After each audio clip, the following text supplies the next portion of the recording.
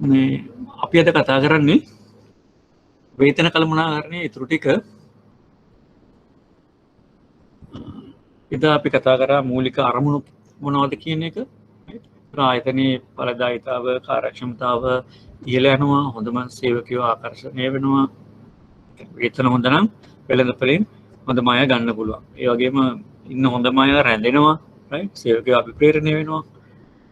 අභිප්‍රේරණය වීම නිසා කාර්යක්ෂමතාවයේ ඵලදායීතාව ඉහළ යනවා. ඒතර ආයතනය වර්ධනය වෙනවා. අනිත් පැත්තෙන් වේතන කියන්නේ වැටු මේ පිරිවැයක්. ආයතනයේ පිරිවැයක්. විශේෂයෙන්ම සේවා සපයන ආයතනවල විශාල පිරිවැයක්. කියන අනිවාර්යයෙන්ම මේක කන්ට්‍රෝල් කරගන්න ඕන. මොකද නැත්තම් ඒක කොස්ට් එකක් වෙනවා, ඉන්වෙස්ට්මන්ට් එකක් නොවි. වේතන ඉන්වෙස්ට්මන්ට් එකක් නෙවෙයි, කොස්ට් එකක් වෙනවා කියන්නේ වේතන සඳහා වැය කරන පිරිවැයට රිටර්න් එකක්, ප්‍රතිලාභයක් ආයතනයට ලැබෙන්නේ නැහැ.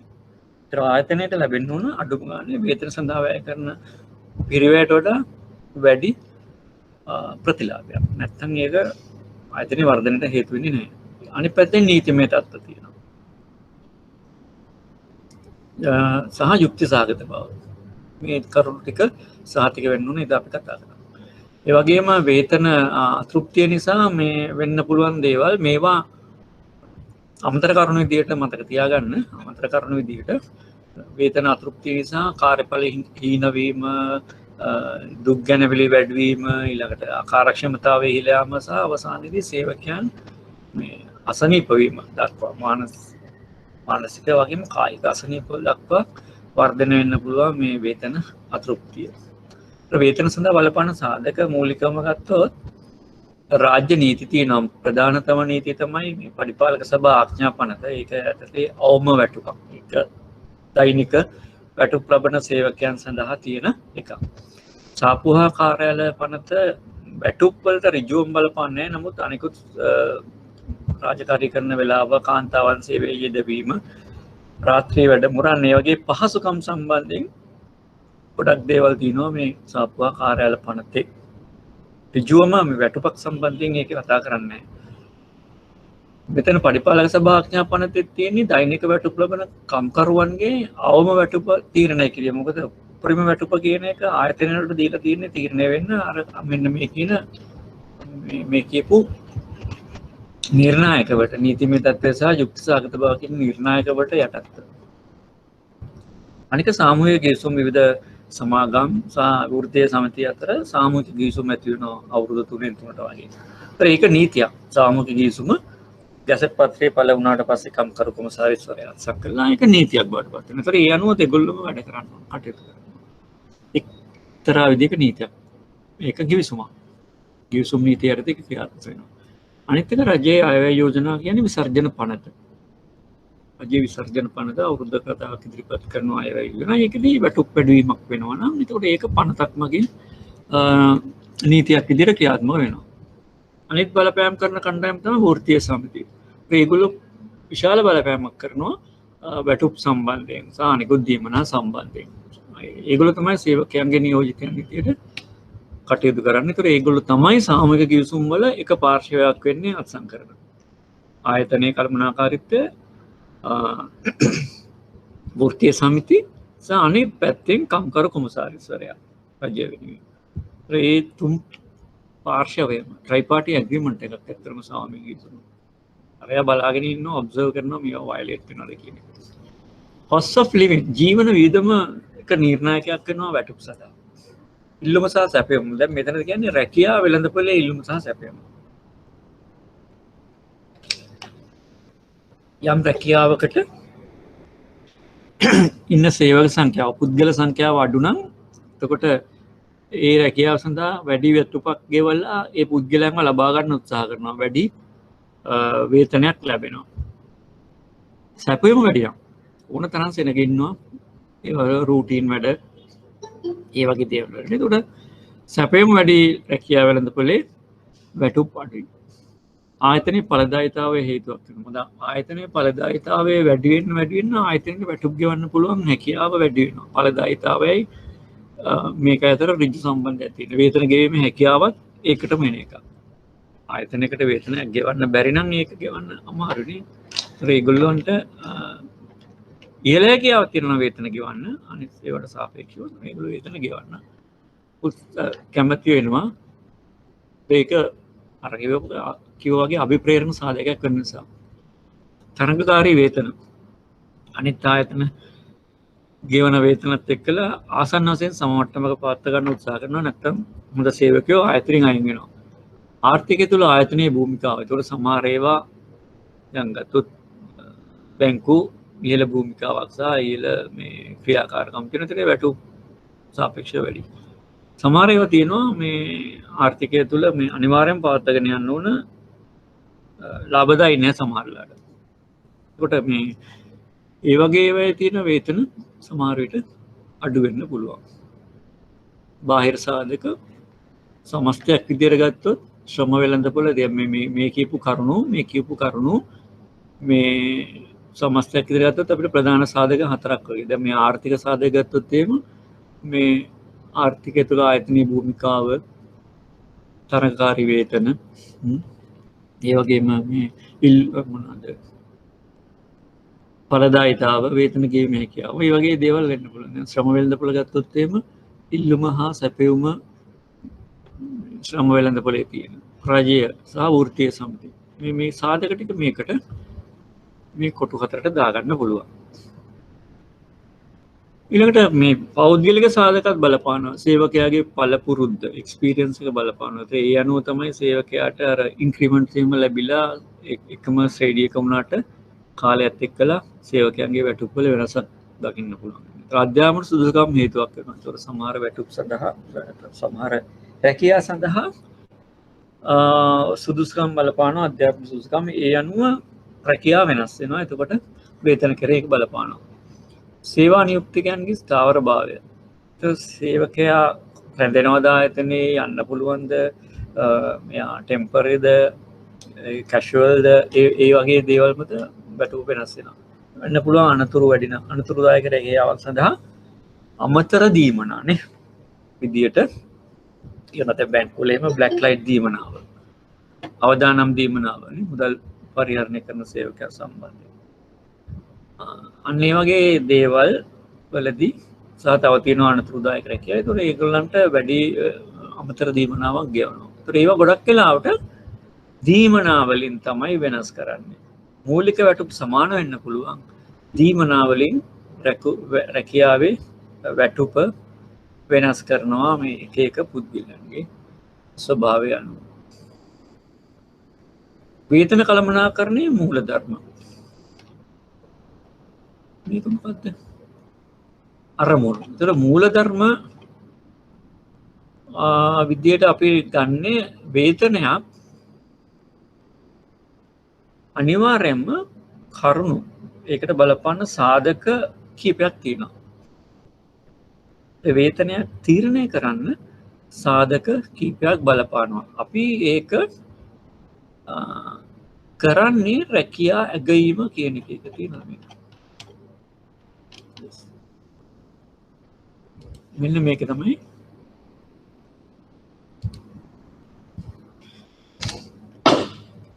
රැකියා මේ වේතන තීරණය කිරීමේ එමෙතන වේතන තීරණය කිරීමේ ක්‍රමවේදය රැකියා ඇගීම.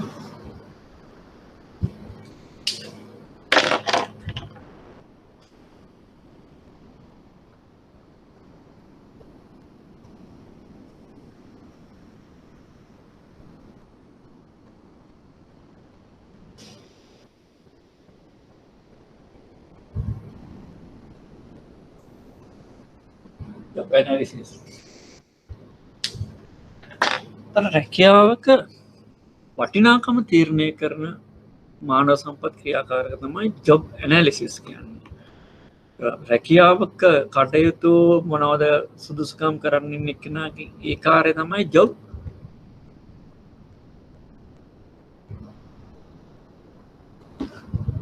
මේ වැරදි ජොබ් ඇනලිසිස් නෙමෙයි ජොබ් ඉවැලුවේෂන්. මේක ජොබ් ඇනලිසිස්.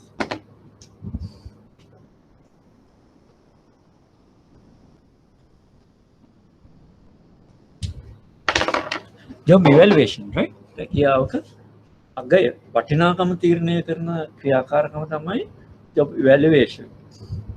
සුරාම රැකියාවක කරන්න ඕන දේවල් ඊළඟට කරන්න ඕන පුද්ගලයාගේ සුදුසුකම් ඒවා තීරණය කරන ක්‍රියාකාරකම තමයි job analysis කියන්නේ.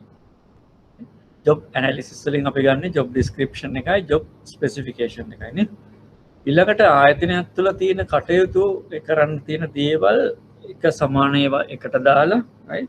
එතකොට එකක් අනිත් එකට සම්බන්ධ වෙන ආකාරයට ආයතනයේ අරමුණු ඉටු කරගන්න පුළුවන් ආකාරයට සකස් කරගන්න එක තමයි job design රැකියා නිර්මාණය කියන්නේ. ඒතර එකම වගේ වචන තුනක් තියෙනවා ඒක පටලවා ගන්න එපා.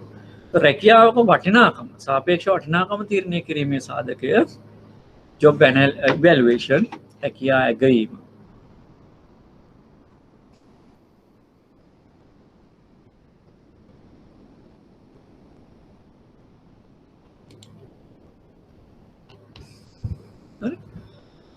ඒතර job evaluation එකේදී රැකියා ඇගයීමේදී භාවිතා කරන ප්‍රධාන සාධක කිහිපයක් තියෙනවා. රැකියාව එහෙම නැත්නම් competency. රැකියාවක කරන්න අවශ්‍ය වෙන නිපුණතාව. දැන් ඕකත් අපිට ගන්න පුළුවන් වෙනවා job analysis එකෙන්. yes. job analysis එකෙන් අපිට ගන්න පුළුවන් job evaluation එකට අවශ්‍ය කරුණු. competency හැකියාව. ඊළඟ එක තමයි වගකීම responsibility මේ රැකියාව තුළ කොච්චර ප්‍රමාණයක් සේවකයා වගකීමක් ගන්නවද කියන එක. ඒකත් job analysis එකෙන් එන කාරණාවක්. ඒතර මෙයා මේක තුළ ගන්න වෙහෙස effort සහ working condition කියලා අපිට මූලිකම කරුණු හතරක් ගන්න පුළුවන්. මූලිකවම කරුණු හතරක් ගන්න පුළුවන්. ඒ කරුණු හතර පදනම් කරගෙන තමයි මෙන්න මේ job evaluation process එක ක්‍රියාත්මක කරන්නේ. මේ යම් රැකියාවක් තුළ මේ කියන කරුණු හතර සාධක හතර competency responsibility වගකීම effort එක රැකියාව කරන්න පුද්ගලයා දරන වෙහෙස සහ රැකියාව කරන්න තියෙන මේ conditions. දැන් සමහර රැකියා තියෙනවා මේ වායු සමීකරණ පරිසරයක් තුළ සුවදායි කාර්යාල පරිසරයක් තුළ තමයි ඒවා කරන්නේ. සමහර ඒවා තියෙනවා ඒවා කරන්න තියන්නේ ශේෂ්ත්‍රයේ. සමහර රැකියා තියෙනවා ඒවා ඊටම අනතුරුදායක තැන්වලනේ. ඉතින් ඒ අනුව මේ රැකියාවට ගෙවන වැටුප ප්‍රමාණය වෙනස් වෙනවා. ඒතොර මේ කරුණ තමයි දැන් මේ සියල්ල job analysis එකෙන් තමයි ගන්න. job ඒක නිසා තමයි job analysis එක human resource management වල මානව සම්පත් ක්‍රියාකාරකම් වල මූලිකම කාර්යයක් වෙන්නේ. job analysis එකෙන් තමයි රැකියාව නිර්මාණය කරන්නේ, ඊළඟට රැකියාවට ඕන පුද්ගලයන් ගන්නේ, රැකියාවට ගෙවන්න තියෙන වැටුප තීරණය කරන්නේ, right? ආකර්ෂණය ඒ තෝරා ගැනීම මේ ඔක්කොම මේක මත තමයි පදනම් වෙන්නේ. ඉතින් අපි හරියට මේ job එක ඩිසයින් කරන්න ඕන. රැකියාව නිර්මාණය කරන්න ඕන. කරොත් තමයි මේ දේවල් කරන්නේ. ඒතර ඒ job එක හරියට ඩිසයින් කරන්න නම් මේක විශ්ලේෂණය කරලා අවශ්‍ය තොරතුරු ගන්න ඕන. මේ කරුණු හතර පදනම් කරගෙන හරිද? දැන් එක ක්‍රමවේදයන් තියෙනවා. එක ක්‍රමවේදයන් තියෙනවා මේක කරන. මම එක ක්‍රමවේදයක් ගැන ඔයගලන්ට සරලව සඳහන් කරන්න. එක තමයි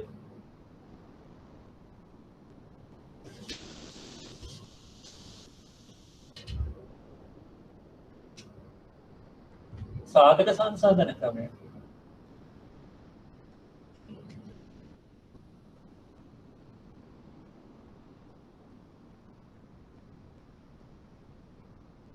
මේක සරලව දැනගන්න කොහොමද මේක අපි වැටුපක් තීරණය කරන්න කියන එක නැතුව විස්තරාත්මකව පළවෙනි එක සාධක සලකා බැලීම.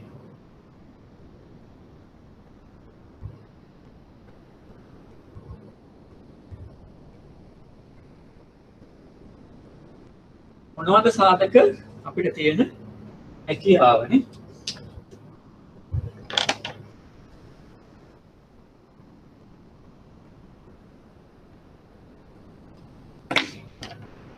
අතුලේ පේනවාට කියන්න හැකියාව වගකීම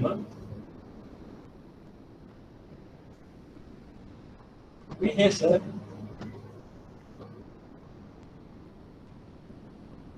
වැඩ කිරීමේ තත්ත්වයන් පැත්ත කියලා තියෙන වැඩ කිරීමේ තත්ත්වය. බෝඩේ පේනවද? ලියපුනේ ඔක්කොම පේනවද?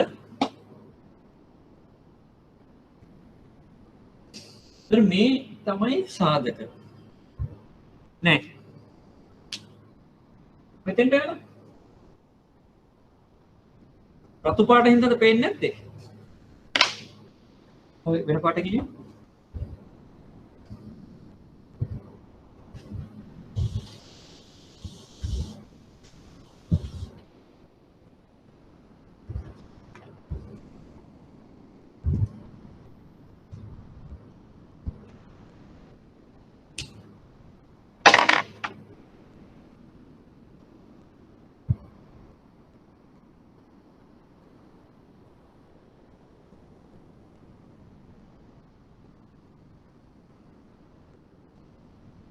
පළවෙනි එක තමයි සාධක සලකා බැලීම. අපි ගන්නවා සාධක විදියට හැකියාව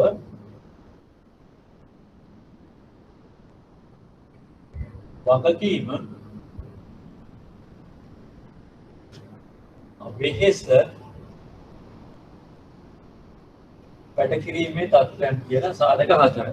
හරි? දැන් පේනවනේ? ඊළඟට එක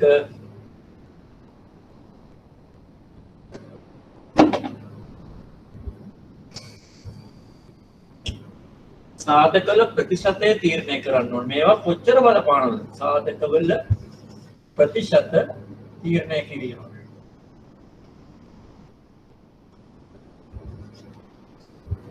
හැකියාව අනුව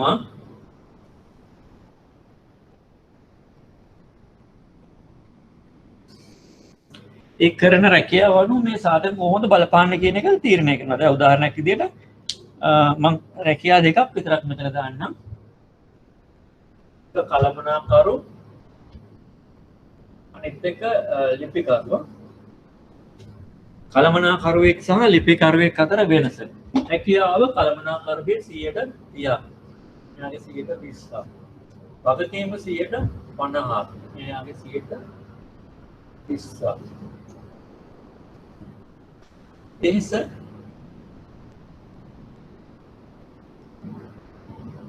දහයයි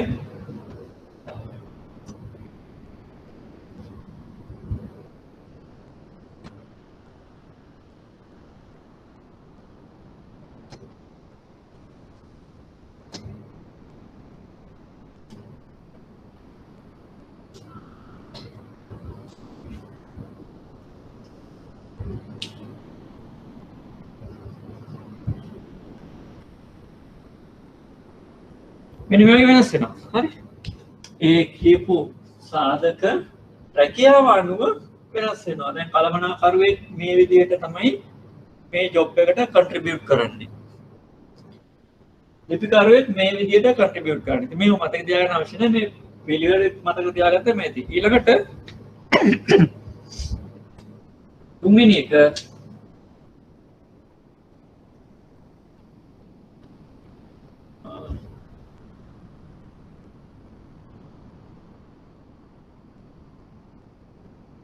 දෛනික පැටුප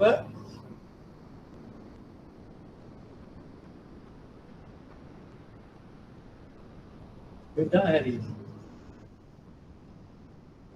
සාධක අතර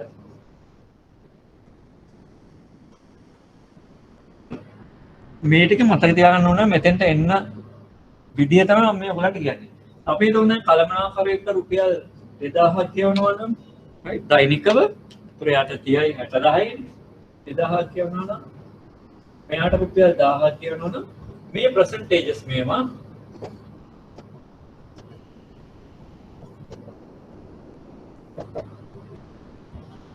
මේ percentages හිතලා 2000න් 130යි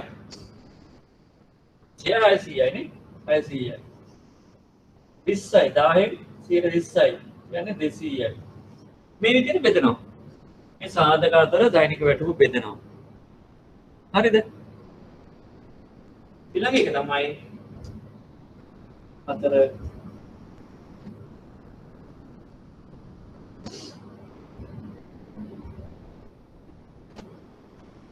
ඒ අනුව සියලු රැකියා සඳහා අපේ තීරණය කිරීම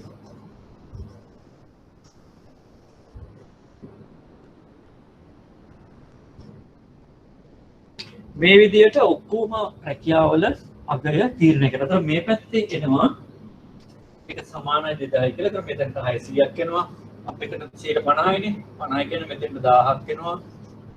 10 කියන්නේ 2000න් 200යි. 200යි. 400යි. ඒතකොට මේ විදිහට තමයි කල්පනාකරුගේ රුපියල් 2000 හැදෙන්නේ. මෙතන 200යි 50 130යි කියන්නේ 600යි 130යි කියන්නේ නෑ 600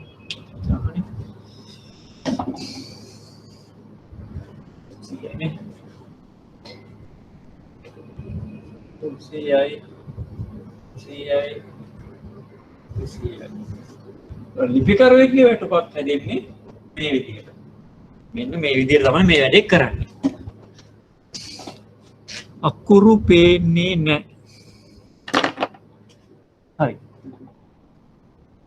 මේ ක්‍රමවේදය ඕගලන්ට සරලව කියලා දෙන්නේ. දැන් මේ සාධක සංසන්දන ක්‍රමය කියන එක මේකේ වටිනාකම තීරණය කරන ආකාරයේ වැටුපක. හරිද? පළවෙනි එක තමයි මේ රැකියාවක නියුක්ත යම් කරන පුද්ගලයෙක්ට බලපාන සාධක තීරණය. ඒතර අපි මූලික මාතෘක ගන්නවා සාධක වර්ග 4ක්. එයාගේ කොම්පිටන්සි එක. සේවකයාගේ කොම්පිටන්සි එක කියන සාධකය. ඊළඟට එයා මෙතෙන්දි දරන වගකීම කියන සාධකය. වෙහෙස කියන සාධකය. එයා යම් වෙහෙසක් ගන්නවා. කායිකව හෝ මානසිකව වෙහෙසක් ගන්නවා රැකියාව කරන්නේ වෙහෙස සහ වැඩ කිරීමේ තත්ත්වයන්. ඒක හරිනේ. ඊළඟට මේ සාධකවල දැන් කම්කරුවෙක් එහෙම නැත්නම් කළමනාකරුවෙක් අපි වෙලා ගත්තේ කළමනාකරු සහ ලිපිකරු. කළමනාකරුවෙක්ගේ වගකීම තරම් ලිපිකරුවෙක්ගේ වගකීම නැහැනේ. ඒතකොට එයාගේ වගකීම අඩුයි. කළමනාකරුගේ වගකීම වැඩි. අන්න ඒ විදිහට අපි මේ සාධකවලට මේ එක එක තනතුරු වල පුද්ගලයන් තරන දායකත්වය තීරණය කරනවා. එතකොට කළමනාකරුගේ වගකීම 50යි මෙයාගේ 30යි. හැබැයි මේ එකතුව මේ පැත්තට 100ක් වෙන්න ඕන. පැත්තට 100ක්. දැන් කළමනාකරුට සමහරට AC කරපු කාමරයක් මේ සියලු පහසුකම් තියෙනවා. ඒතකොට එයාගේ වැඩ කිරීම තත්ත්වයන් හොඳයි. අපි එයාට ඒකට ලකුණු අඩුවෙන් දෙන්නේ. ලිපිකරු ඉන්නේ ඊට වඩා අමාරු පරිසරයක. ඒතකොට අපි එයාට ටිකක් වැඩිපුර ලකුණු මේකට දෙනවා. ලකුණු දෙනවා කියන්නේ වැටුප ඒ සඳහා වැඩිපුර බලපානවා කියන එක තමයි. ඊළඟට මේ පුද්ගලයෙක්ට සාමාන්‍යයෙන් ගෙවන දෛනික වැටුප ගන්න. දැන් කල්පනාකරුවෙක්ට දෛනිකව 2000ක් කියලා ගන්නවා. ලිපිකරුවෙක්ට 1000ක් කියලා ගන්නවා. ඉතින් අපි ඒක සර්වේ එකක් කරලා හොයාගන්න ඕන. වෙළඳපොලේ කොහොමද කියලා. ඒ අනුව මේ සාධකවල ප්‍රසන්ටේජ් එක අනුව මේ 2000 වෙන් කරනවා මේ විදියට. හරි. වෙන් කරලා දැන් අපි අනිකුත් රැකියා. දැන් මෙතන කළමනාකරු සහ ලිපිකරු අතර ඉන්න නිලධාරිය. ඒතකොට නිලධාරියට මේ දෙක අතර ප්‍රමාණයක් තමයි තියන්නේ. 200යි 600 අතර ප්‍රමාණයක් තමයි රැකියාවට තියෙන්නේ. 300යි 1000යි අතර 300යි 1000 අතර ප්‍රමාණයක් තමයි වගකීමට නිලධාරියට දෙන්නේ. ඔන්න ඔය විදියට මේ දේ කරගන්නවා. මේ සාධක අනුව සියලුම රැකියාවන් ටික අගයක් හොයා ගන්නවා. එතකොට ආයතනය ඇතුලේ රැකියාවන් සඳහා සියලුම අගයක් තියෙනවා මේ සාධක සංසන්දන ක්‍රමය භාවිතයෙන්. මේක ලොකුවට මතක තියාගන්න අවශ්‍ය නැහැ. ඔයගොල්ලන්ට දැන් යමකට එළඹෙනවා නම් මේ රැකියාවක අගය තීරණය කරන්න එළඹෙනවා නම් මේ විදිහට තමයි මේක එන්නේ කියන එක මතක තියාගන්න ඇති. ඊට පස්සේ අපි කරන්නේ වෙළඳපළ වැටුප් සමග ගලපන්න ඕන. හරි.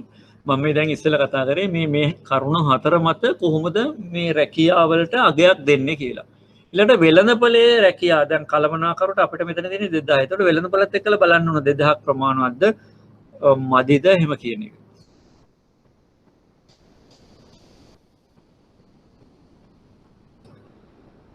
ඊළඟ එක තමයි පුද්ගලයන්ගේ ස්වභාවය අනුව රැකියාව මේ වැටුප සකස් කරන්න ඕනේ. දැන් පළවෙනි එක තමයි මේ කරුණු 4 පදනම් කරගෙන රැකියාවේ අගය තෝරගත්තා. ඊළඟට වෙළඳපොළත් එක්ක ගැලපෙව්වා. ඊළඟට පුද්ගලයා මත පදනම් වෙලා මේ රැකියාවේ වටිනාකම තීරණය කරන්න ඕනේ. ඒ කියන්නේ මෙන්න මේ වගේ එකක්.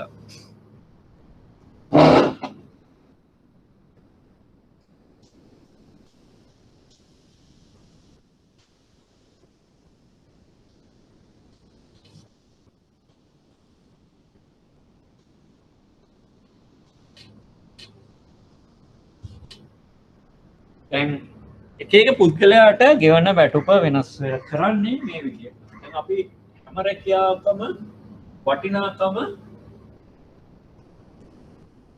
මේක මුදල. මේ පැත්තේ රැකියාව. හරි. අපි ගමු මෙතන දෙන්නේ ලිපිකරු. අපි 10යි මෙතන ගත්තේ.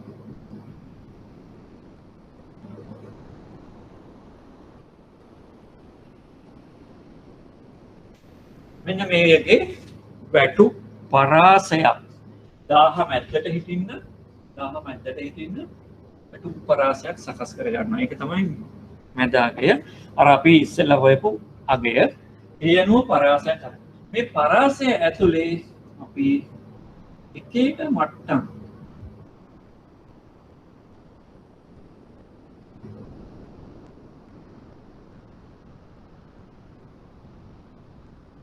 තීරණය කරනවා. එතකොට මෙතන සමහරට 900න් පටන් ගන්න. 900 920 940 960 ඔය වගේ පටන් ගන්න. මෙතන උඩ තියෙයි සමහරට 1100.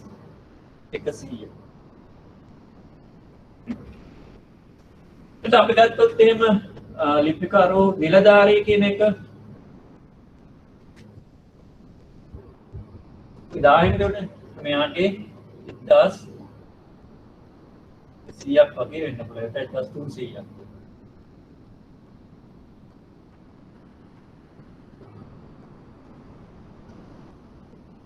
ඒකෙත් මේ විදිහට පඩන.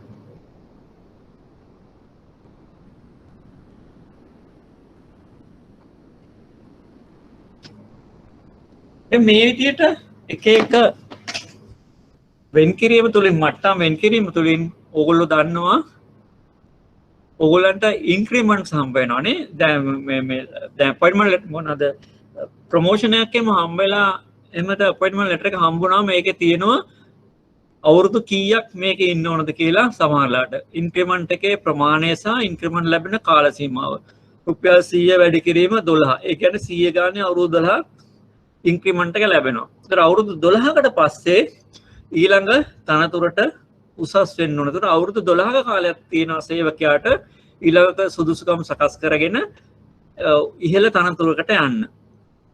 අවුරුදු 12ක කාලයක් මම මේ උදාහරණයක් විදිහට කිව්වේ. ඒ 12 කාලය ඇතුලේ අවුරුද්දෙන් අවුරුද්දට රුපියල් 100 වැටුප් වර්ධක හම්බෙලා සේවකයාගේ වැටුප වෙනස් වෙනවා. ඒක අලුතෙන් පටන් ගන්න සේවකයෙක් පල්ලෙහා මට්ටමක පටන් ගන්නවා. ඒකේ අවුරුදු ගණනාවක් ඉන්නවා නම් සේවකයෙක් එයාට ලැබෙනවා ටිකක් වැඩි වැටුපක්. මේ රූපස්ථාන අවශ්‍ය නැහැ ගන්න. ටිකක් වැඩි වැටුපක්. ඒ අනුව වැටුප වෙනස් කරනවා. අන්න ඒක තමයි පුද්ගලයා අනුව වැටුප වෙනස් කරනවා කියන්නේ. ඒතකොට එයාගේ එක්ස්පීරියන්ස් එක උඩ සේවකයාගේ එක්ස්පීරියන්ස් එක උඩ සේවකයාට ලැබෙන වැටුප එකම ශ්‍රේණියේ හිටියත් වෙනස් වෙනවා. මෙන්න මේ විදිහට අපි වැටුප් පරාසයක් තුළ විවිධ වැටුප් තල සකස් කිරීමෙන් වැටුප් පරාසයක් තුළ විවිධ වැටුප් තල සකස් කරනවා. ඒ කාල සීමාව තුළ සේවකයාට වසරින් වසර වැටුප් වර්ධක ලැබෙනවා. පර්ෆෝමන්ස් හොඳ නම් හොඳයි. පර්ෆෝමන්ස් හොඳ නැත්නම් වැටුප් වර්ධක ලැබෙන්නේ නැති වෙන්න පුළුවන්. අද සේවකයෙක් උසස් වීමක් ලැබුණොත් ඊළඟ තනතුරට උදාහරණයක් විදිහට නිලධාරී තනතුරට එයා දැනට ගත්තු වැටුපට වඩා වැඩි වැටුප් තලයක තමයි තියන්නේ. නැත්නම් එයාට ඒක උසස් වීමක් වෙන්නේ නැහැ. එයාට ඒක දැනෙන්නේ නැහැ. වැටුපෙන් පවා උසස් වීම දැනෙන්න ඕන. ඒ නිසා වැඩි වැටුප් තලයක තියන්නේ. මෙන්න මේ සරල කාරණා ටික තමයි වැටුප් සකස් කිරීමේදී භාවිතා කරන්නේ. හරි. එතකොට මූලිකම දේ තමයි ජොබ් මේක තමයි ජොබ් ඉවැලුවේෂන් එක කියන්නේ. එතකොට ජොබ් ඉවැලුවේෂන් එකේ පියවර තමයි පළවෙනි එක සාධක අනුව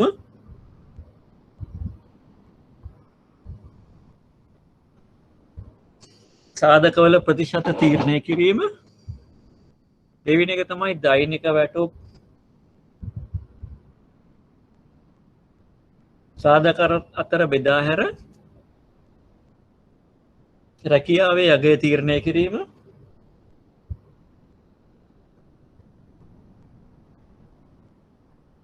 තුන්වෙනි එක තමයි වෙළඳපළ රැකියා සමග ගැලපීම. ඒ අනුව ඇඩ්ජස්ට් කරනවා. වෙළඳපළ රැකියා සමග ගලපලා ඇඩ්ජස්ට් කරනවා රැකියාවේ අගය නැත්නම් වැටුප. තුන්වෙනි එක ඒක. හතරවෙනි එක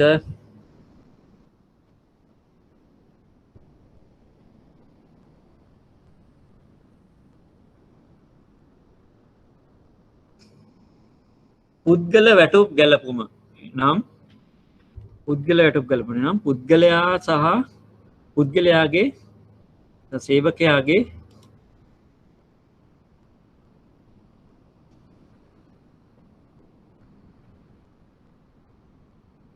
පෞද්ගලික සාධක මත වැටුප ගැලපීම.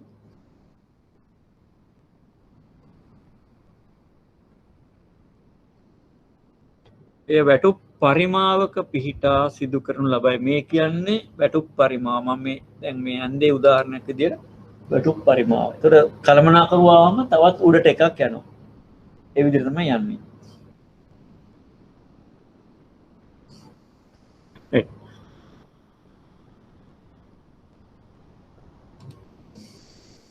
ඒක තමයි රැකියාව සහ පුද්ගලයා අතර වේතන වැටුප් පදනම් වෙන්න ඕන.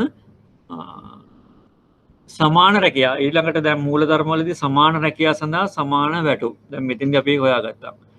වෘත්තීය සමිති සමග එකඟතාවයෙන් කටයුතු කළා තමයි වැටුප් තීරණය කරන්න ඕන. ඒතර වෘත්තීය සමිතිල අදහස් දැන් අර කියපු කරුණ අර මුලින්ම අපි කියපු ඒ කරුණ ප්‍රමාණවත් බව සාධාරණ අභිප්‍රේරණය ඒ වගේ දේවල් අනිත් මූලධර්ම විදියට අරමුණුම මූලධර්ම විදියට භාවිතා වෙනවා.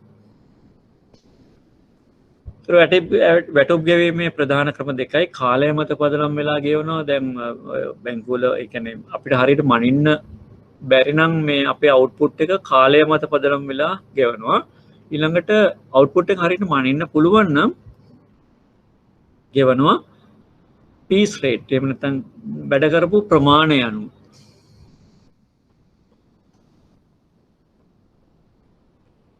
වැටුප් කාලය මත ගෙවුවාම එක්තරා මට්ටමක් දක්වා තමයි අභිප්‍රේරණය. ඊට පස්සේ සේවකයා සිටීම ඒ කියන්නේ රැකියාවට පැමිණීම සහ රැකියා ස්ථානයේ රැඳී සිටීම විතරයි වැදගත් වෙන්නේ වැටුප් ගෙවන්න. අනිත් කාර්යඵල මැනීම ටිකක් අමාරුයි. අනිත් පැත්තෙන් කාලය මත පදනම් වෙලා ගෙවුවාම සියලුම සේවකයන්ට සමාන වැටුපක් හම්බ වෙන නිසා සමහර සේවකයෝ හොඳින් වැඩ කරලා ඒගොල්ලන්ටත් ලැබෙන්නේ අර එච්චර හොඳින් වැඩ කරන්නේ නැති සේවකයාගේ වැටුප්මයි. ඒතොර මේ සේවකයෝ හොඳින් වැඩ කරන අය අභිප්‍රේරණය වෙන්නේ නැහැ. ආයතනයේ ඵලදායීතාවට ඒක බලපාන නිසා අනිවාර්යයෙන්ම එක්තරා මට්ටමක් දක්වා තමයි කාලය මත පදනම් වෙච්ච වැටුප් ඵලදායී වෙන්නේ. එහෙම නැති වුණොත් වෙන්නේ මොකද්ද? ඒක වෙනස් කරන්න නම් ඕන ඒකට එකතු කරන්න ඕන ටී ස්ටේට් එක. දැන් ඔය මේ දවස්වල වතු සේවකයන්ගේ එහෙම වතුකම් කරුවන්ගේ වැටුප් වලට ඔය මේ කම්පැනි වලින් යෝජනා කරලා තිබිච්ච එක තමයි බේසික් එක එක්තරා මට්ටමක තියලා ඊට වඩා වැඩි වෙනීමට ඒගොල්ලන්ට පුළුවන් වැඩිපුර දළු ප්‍රමාණයක් කඩලා ඒ දළු කිලෝ එකකට යම් ගාණක් දෙලා අර රේට් එක පන්නන්න. හරි. ඒතර දැන් කාලය මත පදනම් වෙලා කරාම ඒගොල්ලෝ ඒ උපරිම සීමාව දක්වා විතරයි කරන්නේ තීරණය කරලා තියෙන. එතනින් එහාට කරන්නේ නැහැ. එතනින් එහාට කරන්නේ. නමුත් වැඩ කරන ප්‍රමාණයට ගෙවුවොත් එහෙම ඒතර ඒ අමතර වැඩ කරන ප්‍රමාණයට අර කාල සීමාව ඇතුළතදීම එයාට වැඩිපුර යමක් උපයා ගන්න අවස්ථාව තියෙනවා. ඒ නිසා කාලය මත පදනම් වෙලා ගෙවන එක සේවකයාව අභිප්‍රේරණය කරන්න එක්තරා මට්ටමක් දක්වා විතරයි. ඒතර හොඳින් වැඩ කරන සේවකයෝ අභිප්‍රේරණය වෙන්නේ නැහැ මේකෙන්. හොඳින් වැඩ කරන සේවකයන්ගේ අභිප්‍රේරණයට උදව් වෙනවා වැඩ කරන ප්‍රමාණය මත අමතර දීමනාවක් ගෙවුවොත්. වැටුප් ව්‍යුහයක අඩංගු යුතු කරුණු මේක අපි ඉස්සෙල්ල කතා කරපු එක ඉන්න අවශ්‍ය නැහැ. ඊළඟට වේතන රහස්‍යභාවය. සමහර වේතන තියෙනවා රහස්‍ය මේ එලි දක්වන්නේ. දැන් ඕගොල්ලන්ගේ ආයතන වලත් ඉහළ තනතුරු වල රැකියාවල වැටුප දන්නේ නැහනේ. පල්ලෙහා ඒවා තමයි දැන් සාමූහික ගිවිසුම් වලින් බැංකු සේවකයන්ගේ තීරණය වෙන්නේ පළවෙනි ශ්‍රේණිය දක්වා වැටුප. එතනින් එහාට AGM TGM මේ වැටුප ඒ විදිහට තීරණය වෙන්නේ නැහැ. එතකොට ඒක දන්නේ නැහැ සේවකයෝ. මේ මූලික වේතන ඊළඟට අමතරව වැටුප තවත් වෙනස් කරනවා. එහෙම නැත්නම් දීමන තවත් වෙනස් කරනවා සේවකයන්ව අභිප්‍රේරණය කරන්න විවිධ ආකාරයට. අනිකුත් ගෙවීම් දිරි දීමනා, ජීවන වියදම් දීමනා, පැමිණීමේ දීමනා, ප්‍රවාහන දීමනා විදියට විවිධ ආකාරයට සේවකයන්ගේ පෞද්ගලික සාධක මත, ඒ කියන්නේ සේවකයා ලබා දෙන ප්‍රතිලාභ මත සමාවෙන්න. එහෙම නැත්නම් සේවකයාගේ තනතුර මත මේ වැටුප් වෙනස් කරනවා. මොකද හේතුව දීමනා කියන ඒවා නවත්තන්න පුළුවන් ඕන වෙලාවක ආයතනයේ. නමුත් අර මූලික වැටුප් ව්‍යුහය වෙනස් කරන්න බෑ. එකඟ වුණොත්. එතකොට ඒක ගැටලුවක් වෙනවා. ඒක නැවැත්තුවොත් ඒ නිසා අනිවාර්යයෙන්ම මූලික වැටුප් ව්‍යුහයට එකතු කරපු නැති වෙනත් දීමන මගින් අපි ඒවට කියන ෆ්‍රින්ජ් බෙනිෆිට්ස් කියලානේ. වෙනත් ප්‍රතිලාභ. ඒවා මගින් ලැබෙන වැටුප වෙනස් කරලා තියෙනවා සේවකයන්ගේ ස්වභාවය අනුව. සේවකයන් වර්ගය අනුව. මේ ටික තමයි මූලිකවම වැටුප් සම්බන්ධයෙන් අපිට කතා කරන්න තියෙන්නේ. ඒතර පළවෙනි එක තමයි වැටුප් කියන එක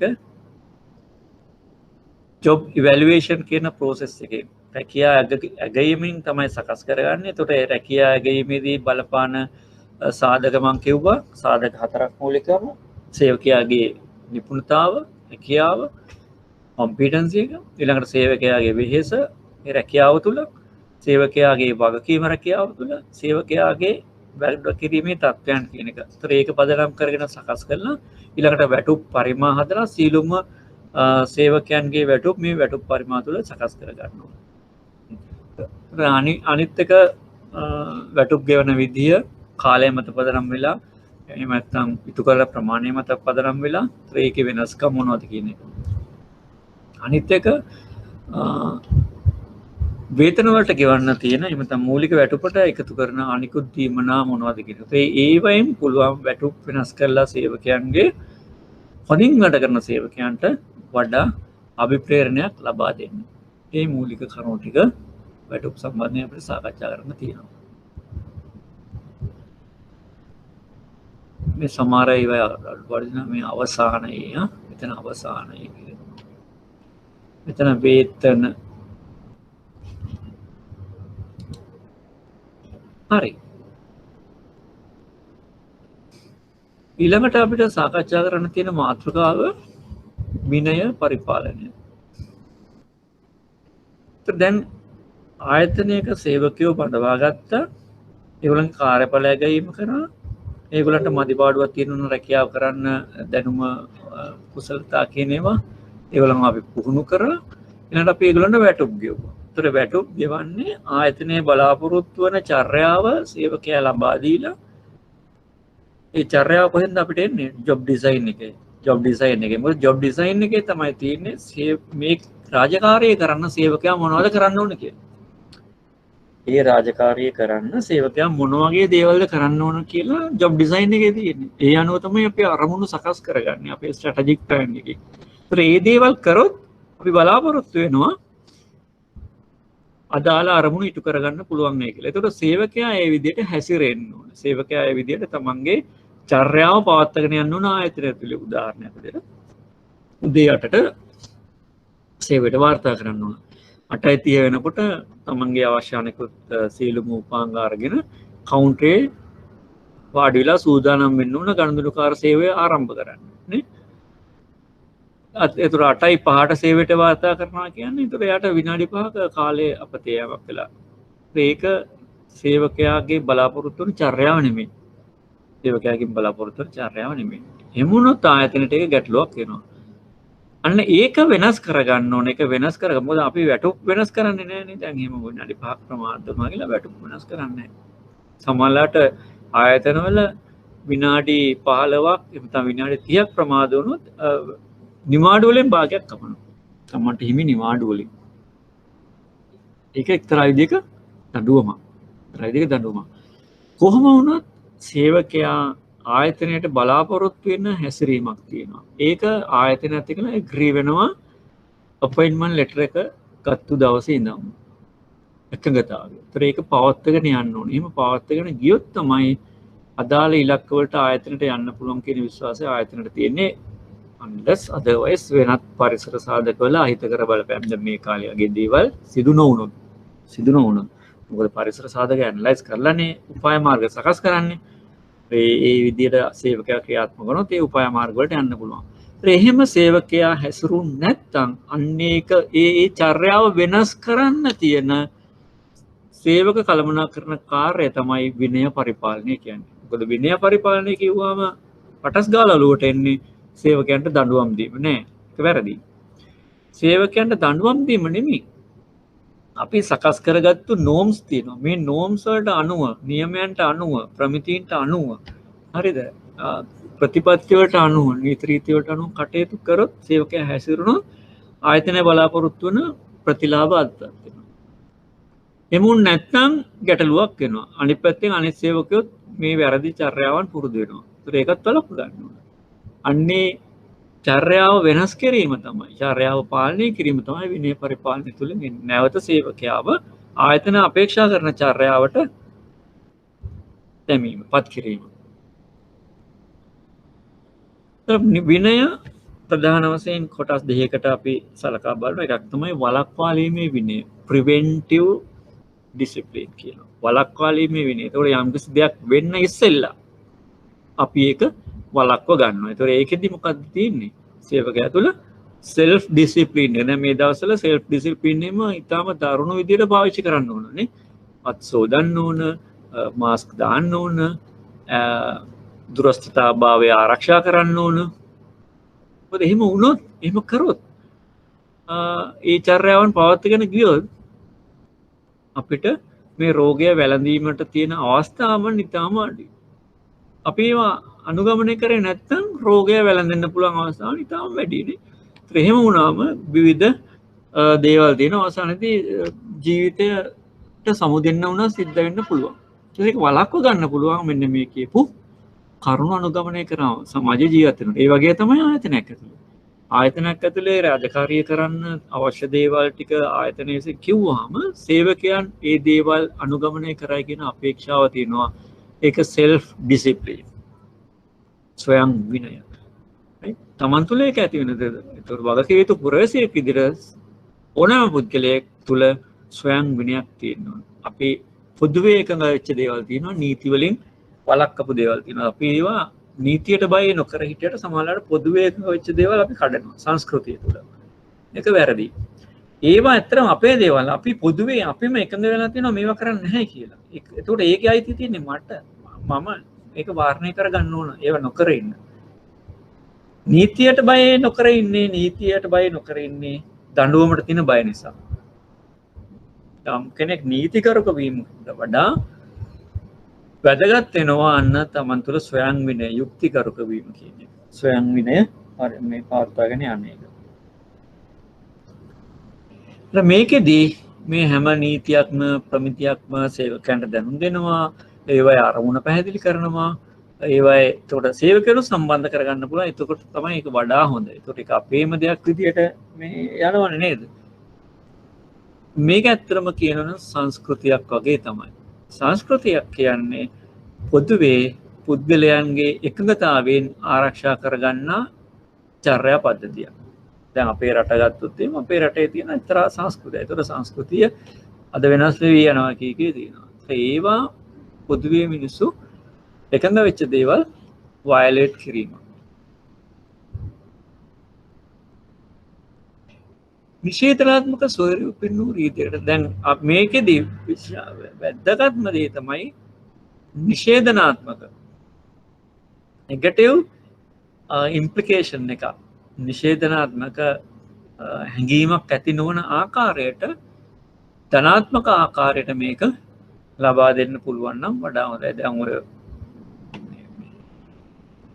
වැඩබිම් වල අර ඔළුවේ වදින්න පුළුවන් තැන්වල බලාගෙනයි එහෙම නැත්නම් මේ වගේ දේවල් නැතුව දාන්නේ පළමුව ආරක්ෂාවනේ. ඒ වගේ තමයි දාන්නේ. පළමුව ආරක්ෂාව. දැන් පහුගිය දවස්වල ඔය පාරේම මේ දැක්ක නේද මේ වාහන මේ පදවන්නන්ට පොඩි ළමයින්ව දාලා මේ මැසේජස් ගොඩක් දීලා මේ ඔක්කොම පොසිටිව් ඒවා. ඒවා හරි ලස්සනයි. පරිස්සමෙන් ගිහින් එන්න නේ දැක්කනේ. එතකොට ඒකෙදි මේ කියන්නේ මේ වාහනවල මේ නීති කැඩුවොත් දඬුවම් කරන ඒක තමයි නෙමෙයි කියන්නේ. තාත්තේ අපි ගෙදර බලන් ඉන්නවා. අන්න ඒ වගේ පොසිටිව් දේවල් දානවා මේ ක්‍රියානතුරු වළක්ව ගන්න. අනිත් පැත්තෙන් ක්‍රියානතුරු වළක්ව ගන්න පාරේ දඬුවම් කරන්න පොලිස් නිලධාරීන් ඉන්නවා. ඒක නෙගටිව් අප්‍රෝච් එකක් එක පැත්තකින්. මේක පොසිටිව් අප්‍රෝච් එක. ඒතර මේවා දැක්කම අපි ස්වයංව මේ නීති රීති ආරක්ෂා කරගෙන ඒවා නම් නීතිය. ඒවා රීති නෙමෙයි ඒවා නීති. ඒවා කැඩුවොත් එම අනිවාර්යයෙන්ම මේ දඬුවමට ලක් වෙනවා. දඬුවමට ලක් වෙනවා. ඒවා ආරක්ෂා කරගන්න ස්වයං වින දියුණු කරගන්න ඕන. තාම විශිෂ්ටතම ලක්ෂණය තමයි ස්වයං විනය කියන එක මිනිහෙක් තුල තියෙන්න පුළුවන්. ඊළඟට නිවැරදි කිරීමේ විනය. ඒ කියන්නේ යමක් වුණාට පස්සේ ඒක නිවැරදි කරන එක. යමක් වුණාට පස්සේ නිවැරදි කරන එක. විනය නීති උල්ලංඝනය වීමෙන් පසු සේවකයන්ගේ වැඩ සහ චර්යාව. එතකොට විනය නීති උල්ලංඝනය වෙනවා කියන්නේ අසතුටුදායක තත්ත්වයක් නිර්මාණය වෙලා තියෙනවා. එතකොට මේ අසතුටුදායක තත්ත්වය හැන්ඩල් කරන ආකාර දෙකක් තියෙනවා.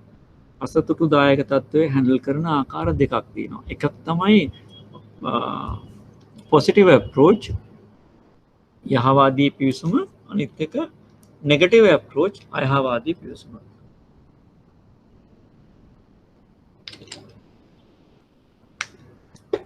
පොසිටිව් අප්‍රෝච් එකේදී කරන්නේ සේවකයාව ප්‍රතික්ෂේප කරන්නේ වැරැද්ද ප්‍රතික්ෂේප කරලා නිවැරදි කරගන්න උත්සාහ කරනවා.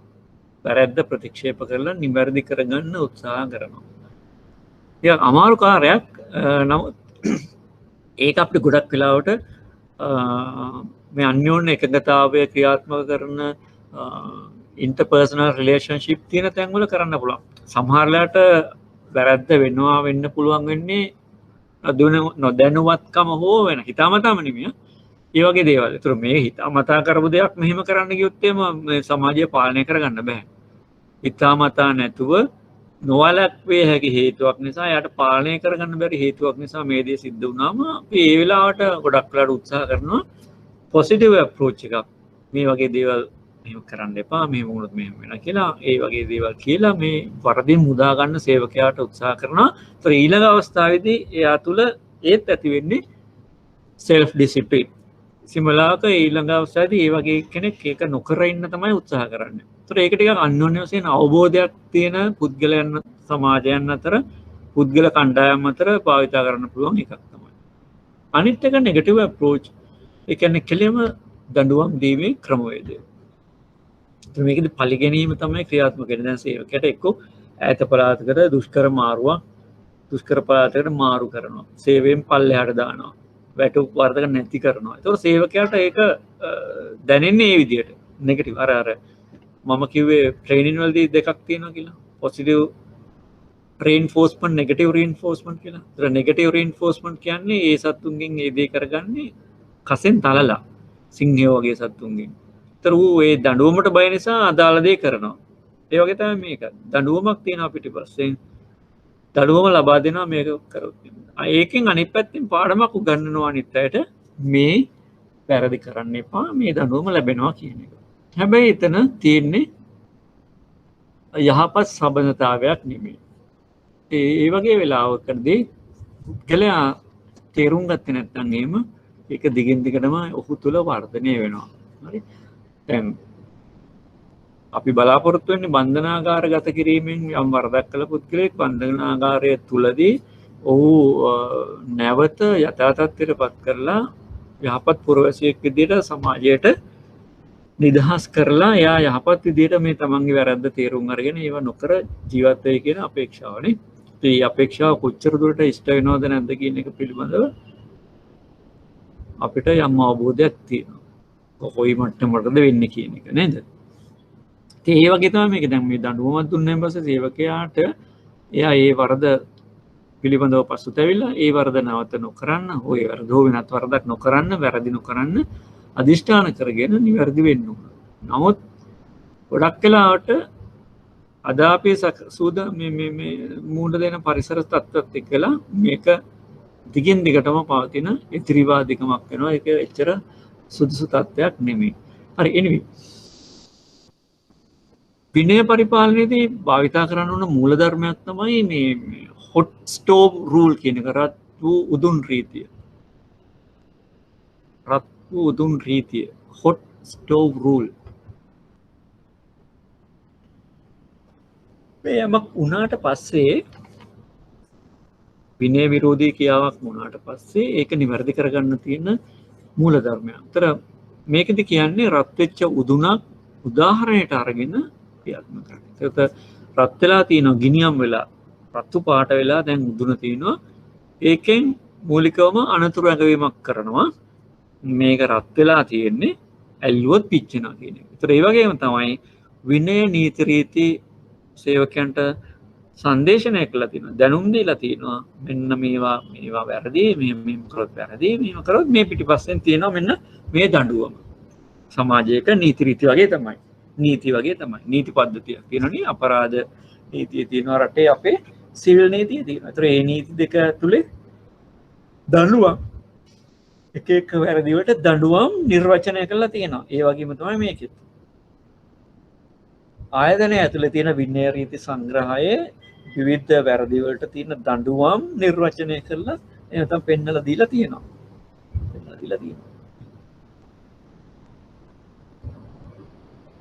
ඒක අර රත් වෙච්ච උදුනෙන් මේ අනතුරුදායක බව පෙන්නනවා වගේම තමයි. ඊළඟ එක තමයි රත් වෙච්ච උදුන ඇල්ලුවාම ඒ වෙලේම පිච්චෙනවා. ආයෙක මේ තැපැලෙන් නෙමෙයි පිච්චෙන්නේ, පස්සේ නෙමෙයි පිච්චෙන්නේ. ඒ වෙලේම ඒක පිච්චෙනවා. රයිට්? අල්ලපුවාම පිච්චෙනවා. ඒ වගේම තමයි අනිවාර්යයෙන්ම විනය කඩ කරපු ගමම්ම දඬුවමක් ලැබෙන්න ඕන. ඒ සම්බන්ධයෙන් ක්‍රියාත්මක වෙන්න ඕන. right? අද අපේ රටේ තියෙන සමහර තත්ත්වයන් සැලකුවාම අපිට තේරෙනවා ඒ වගේ විකෘතිතාවයන් නිසා විවිධ අයුක්ති සහගත දේවල් සිද්ධ වෙන්න පුළුවන් වෙනවා කියලා නේ. ඒ අනුව ආයතනයක් ඇතුලේ මොකද අපි දැන් මේක ආරක්ෂා කරන්නේ මේ විනය ආරක්ෂා කරන්නේ ආයතනය ඇතුලේ යම්කිසි යහපත් චර්යාවන් එක්කලා මේ ආයතනය යන්න ඉස්සරහට. ඒතර එහෙම වුණොත් ආයතනයේ අනාගතය සාර්ථක වෙනවා. ඊළඟට සේවකයන්ට හැසිරෙන්න උන ආකාරය පිළිබඳ අවබෝධයක් ලබා දෙනවා. අනෙක් පැත්තේ එළියේ ගනුදෙනුකරුවෝ මේ ආයතනය සම්බන්ධයෙන් යම් හැඟීමක් ඇති කර ගන්නවා. නේ? සේවකයන්ට අඳින පළඳින විදිය සම්බන්ධයෙන් යම් දේවල් කියලා තියෙනවා නම් ඊළඟට ආචාර සමාචාර විදි සම්බන්ධයෙන් යම් නීති මේ රීතීන් තියෙනවා නම් ගනුදෙනුකරුට ආමන්ත්‍රණය දුරකථනයට ආමන්ත්‍රණය. ඒතර ඒ විදියෙම එළියේ මිනිස්සු අඳුර ගන්නවා මේ ආයතනයේ සේවකයෙක් තමයි මේ කියලා. ඒක ඩෙන්ටිටි එකක්. මේ විනය කරුක බව කියන්නේ ඩෙන්ටිටි එකක්. පුද්ගලයා සමාජයට ලබා දෙන තමා සම්බන්ධයෙන්.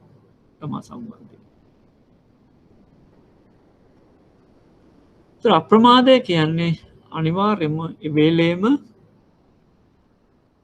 අදාළ විනය ක්‍රියාමාර්ගය ගන්න ඕන.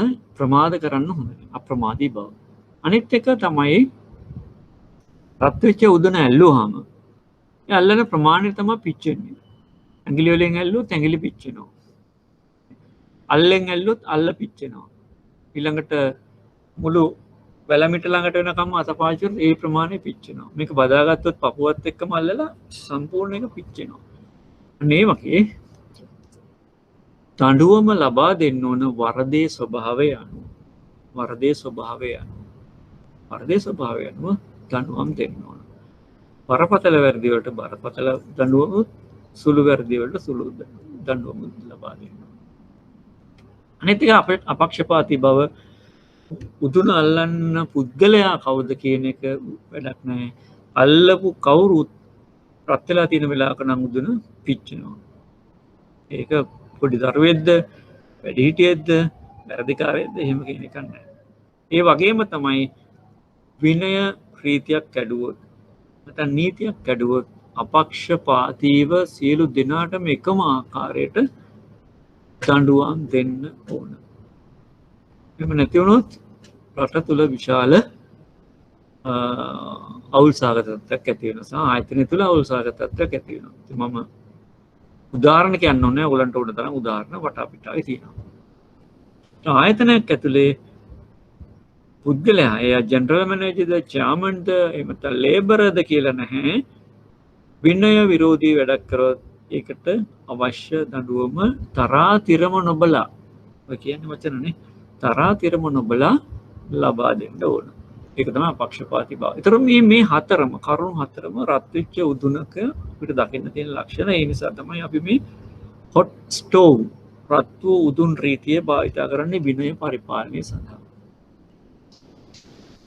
ඊළඟ එක තමයි විනය ක්‍රියාමාර්ගයක් ගනිද්දී වර්ධිත විනය, progressive discipline. දැන් එකම වරද නැවත නැවත සේවකයෙක් කරනවා නම් දඬුවම ලබා දෙන්නත් ඕන, ඒක වර්ධනය කරලා. එකම වරද සේවකයෙක් නැවත නැවත කරනවා නම් සේවකයා මේ කියන බරපතල වරදට අහු වෙනවා. මොකද්ද? insubordination.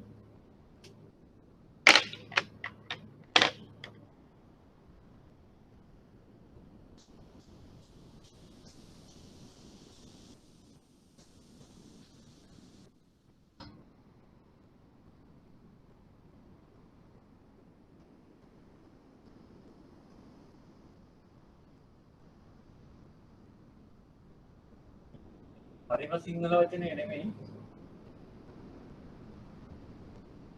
insubordination. අකීකරු වීම. හරිම සිංහල වචනේ නෙමෙයි නේද? insubordination. මේ කියන්නේ යම් ප්‍රධානියෙක් නීත්‍යානුකූලව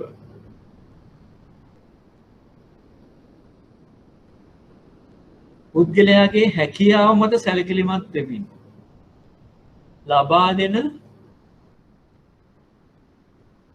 විධානයක්, කමාන්ඩ් එක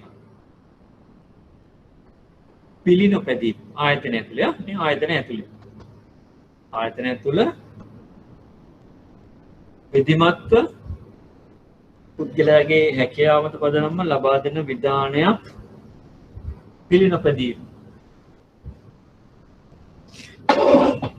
දැන් මේක වළක්ව ගන්න තමයි ඕගොල්ලන්ගේ අපොයින්ට්මන්ට් ලෙටර්ස් වල ප්‍රොමෝෂන් එකක් හම්බුනා මේ ලෙටර්ස් වල තියෙන්නේ ආයතනය විසින් වරින් වර පවරන ලද ඕනෑම කාර්යයක් ඉටු කිරීමට බැඳී සිටිමි කියලා. දැන් කිසිම වෙලාවක නීති විරෝධී නොවේ නම් හරි තමන්ගේ ප්‍රමාණය ඉක්මවා නොයයි නම් දැන් යම්කිසි ක්ලාක් කෙනෙක්ට ණයක් අනුමත කරන්න කියලා කියන්න බෑ.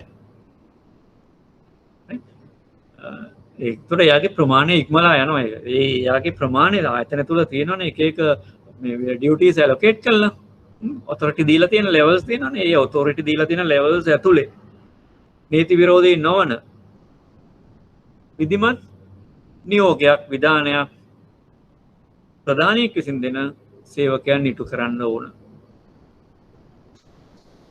සේවකයා ඒක කැමති නැත්නම් හෝ ඒක ඉටු කරන්න ප්‍රතික්ෂේප කරනවා. ඒක ඉටු කරලා ඉවර වෙලා දුක් ගැනවිල්ලක් විදියට ප්‍රධානීන්ට ලබා දෙන්න ඕන. මේක මට කිව්වා මම කරාට මේක මම කළ යුතු දෙයක් නෙමෙයි වගේ කරන්න ඕන. insubordination. So insubordination කියන්නේ සේවකයෙක්ව රැකියාවෙන් පහ කරන්න පුළුවන් මට්ටම දක්වා වරදක් වෙනවා. දැන් මේ තියෙන්නේ එකම වරද්ද. ඔය ඒක මේකත් ඇති දැන් රාජකාරියට වාර්තා කිරීමත් හොඳටම ප්‍රමාණවත්. දැන් රාජකාරියට වාර්තා කරන්න අපොයින්ට්මන්ට් ලෙටර් එකේ සහ අනිකුත් ඒවා තියෙන්නේ පෙරවරු 8ට. පෙරවරු 8ට. එහෙනම් අනිවාර්යයෙන්ම පෙරවරු 8ට රාජකාරියට වාර්තා කළ යුතුයි. 8යි 10ට 8යි 20ට එහෙම ඉන්න බෑ. ඊළඟට ඒ වගේ වෙලාවට ඇවිල්ලා 8 දාන්න බෑ. ඒක ඊට වඩා බරපතල වැරද්දක් නේ. දැන් සේවකයාගෙන් ඉල්ලීමක් කරන්න පුළුවන් කළමනාකරු පෙරවරු 8 වෙනකොට රාජකාරියට වාර්තා කරන්න කියලා. ඒක සේවකයා එකඟ වෙලා තියෙනවා තමන්ගේ පත්වීමේ ලිපියේදී. දැන් මේක දිගින් දිගටම කරොත් ඊළඟට සේවකයාට ලියුමකින් දැනුම් දෙන්න පුළුවන්. right ඔය විදිහට ගිහිල්ලා මේ ඉල්ලීම සේවකයා කරන්නේ නැත්නම් ඒක ඉන්සබෝඩිනේෂන් දක්වා යනවා. හැකියාවෙන් පහ කරන්න ඒක හොඳටම ප්‍රමාණවත්. ඒ වගේ මට්ටමකට යන්නේ නැහැ. මොකද හේතුව යම්කිසි මානුෂික හේතු යම් ප්‍රමාණයක් තියෙනවා වෙන්න පුළුවන්. ඒවා සලකා බලන්න වෙනවා. ඒ අනුව සේවකයාට ඒක කරන්න අමාරු නම් මොනවා හරි පෞද්ගලික හේතුවක් තියෙනවා නම් ඊට පස්සේ කළමනාකරුගේ යුතුයකම තමයි ඒ වරදට අහු වෙන්නේ නැති ආකාරයට සේවකයාට රාජකාරී පැවරීම. එහෙම කියලා සමහර සේවකයන්ට 8:00ට එන්න, සමහර අයට 8ට එන්න, සමහර අයට 8:45ට එන්න එහෙම කරන්න බෑ ආයතනයකනේ. මොකද ඊට පස්සේ ගණන්දුරකාර සේවාව පවත්වාගෙන යන්න බෑනේ. ඒකට සුදුසු විධිමත් වැඩපිළිවෙලක් සකස් කරන්න ඕන ගනුදෙනුකාර සේවාව බාධා නොවන ආකාරයට. මොකද අපිට එක ගැටලු තියෙනවා පෞද්ගලික ගැටලු වලදී අපි ගොඩක් වෙලාට ප්‍රයොරිටි දෙන්නේ මේ වගේ දේවල් වලට. ඒකට අනිවාර්යයෙන්ම ආයතනය බලාපොරොත්තු වෙන කාර්ය කරගන්න බැරි වෙනවා. right. විනය වැරදි අපිට පුළුවන් ප්‍රධාන වශයෙන් කොටස් දෙකකට බෙදන්න බරපතල විෂමාචාර සහ බරපතල නොවන විෂමාචාර කියලා. grave misconduct, minor misconduct. grave misconduct කියන්නේ බරපතල විෂමාචාර.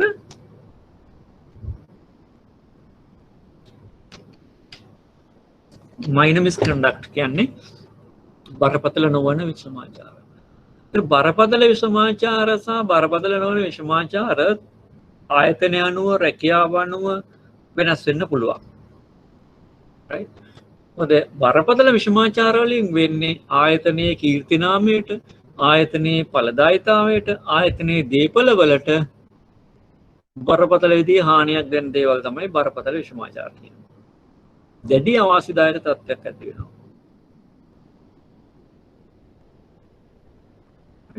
තම උදාහරණයක් කියන්නම්.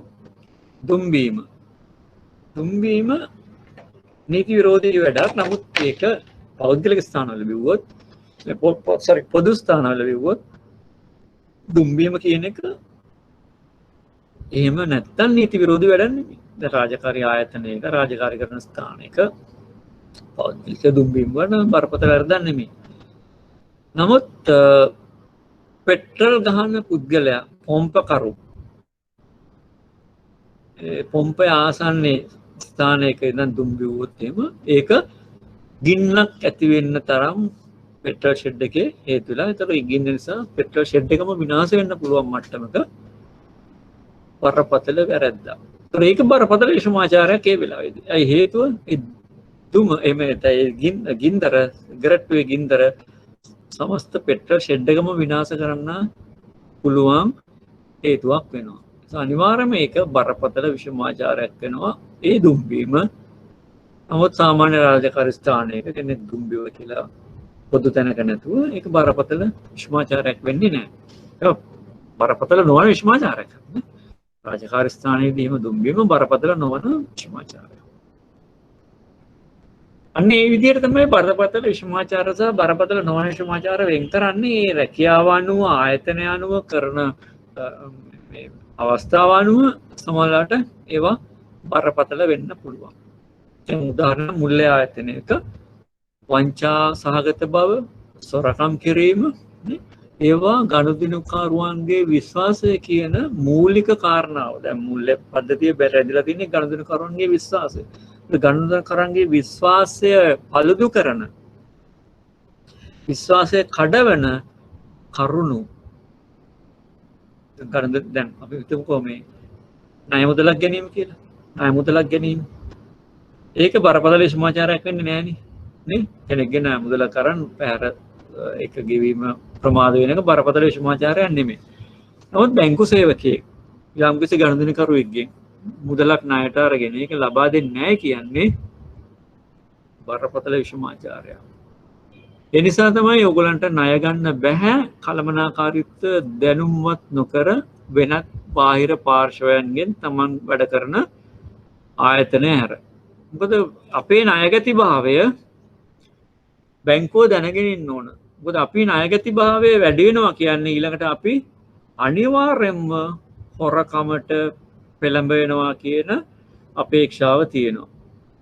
ඊළඟට අපේ මුදල් කළමනාකරණය මුල්‍ය කර්මනාකරණය දුර්වලයි කියන්නේ අපි බැංකු සේවයට මුදල් කළමනා බැංකුවල කරන්නේ මුල්‍ය ආයතනවල කරන්නේ මුදල් කළමනාකරණයනේ සුදුසු නැහැ කියන එක. ඒතර ඒව බලපත්‍රල විෂමාචාර වෙනවා.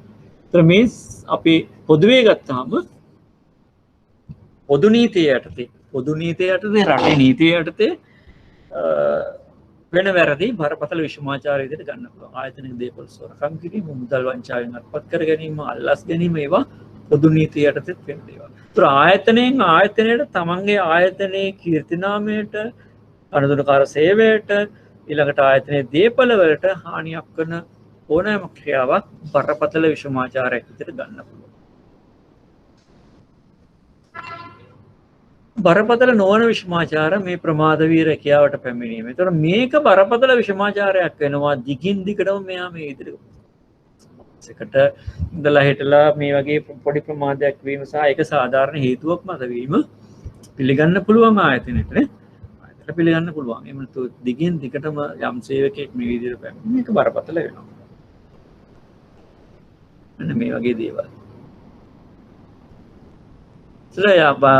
වරදක් සඳහා මේක වැරදි මිත්‍යවරක් කියන එක වැරදි.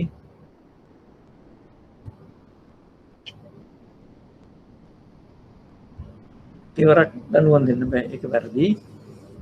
යම් වරදක් සඳහා දඬුවමක් ලබා දිය යුතුයි තෙවරක් කියන එක අයින් කරන්න බෑ.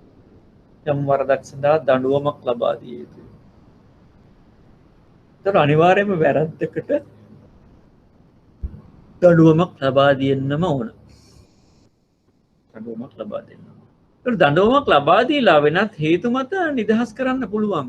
වෙනත් හේතු සලකා බලලා නිදහස් කරන්න පුළුවන්. නමුත් එයාට දඬුවම දෙන්න ඕන. ඒතර ඒකනේ දැන් උසාවියේදී කිසිම වරදක් කරපු නැති පුද්ගලයෙක්ව නිදහස් කරන්නේ නිදොස් කොට නිදහස් කරන්නේ. ඒතකොට නිදොස් කොට නිදහස් කරනවා කියන්නේ ඒ පුද්ගලයා කිසිම වරදක් කරලා නැහැ කියන එක තමයි. කිසිම වරදක් කරලා නැහැ කියන එක. එයාට තියෙන්නේ unblemished කිසිම නොකැලැල් චරිතයක්.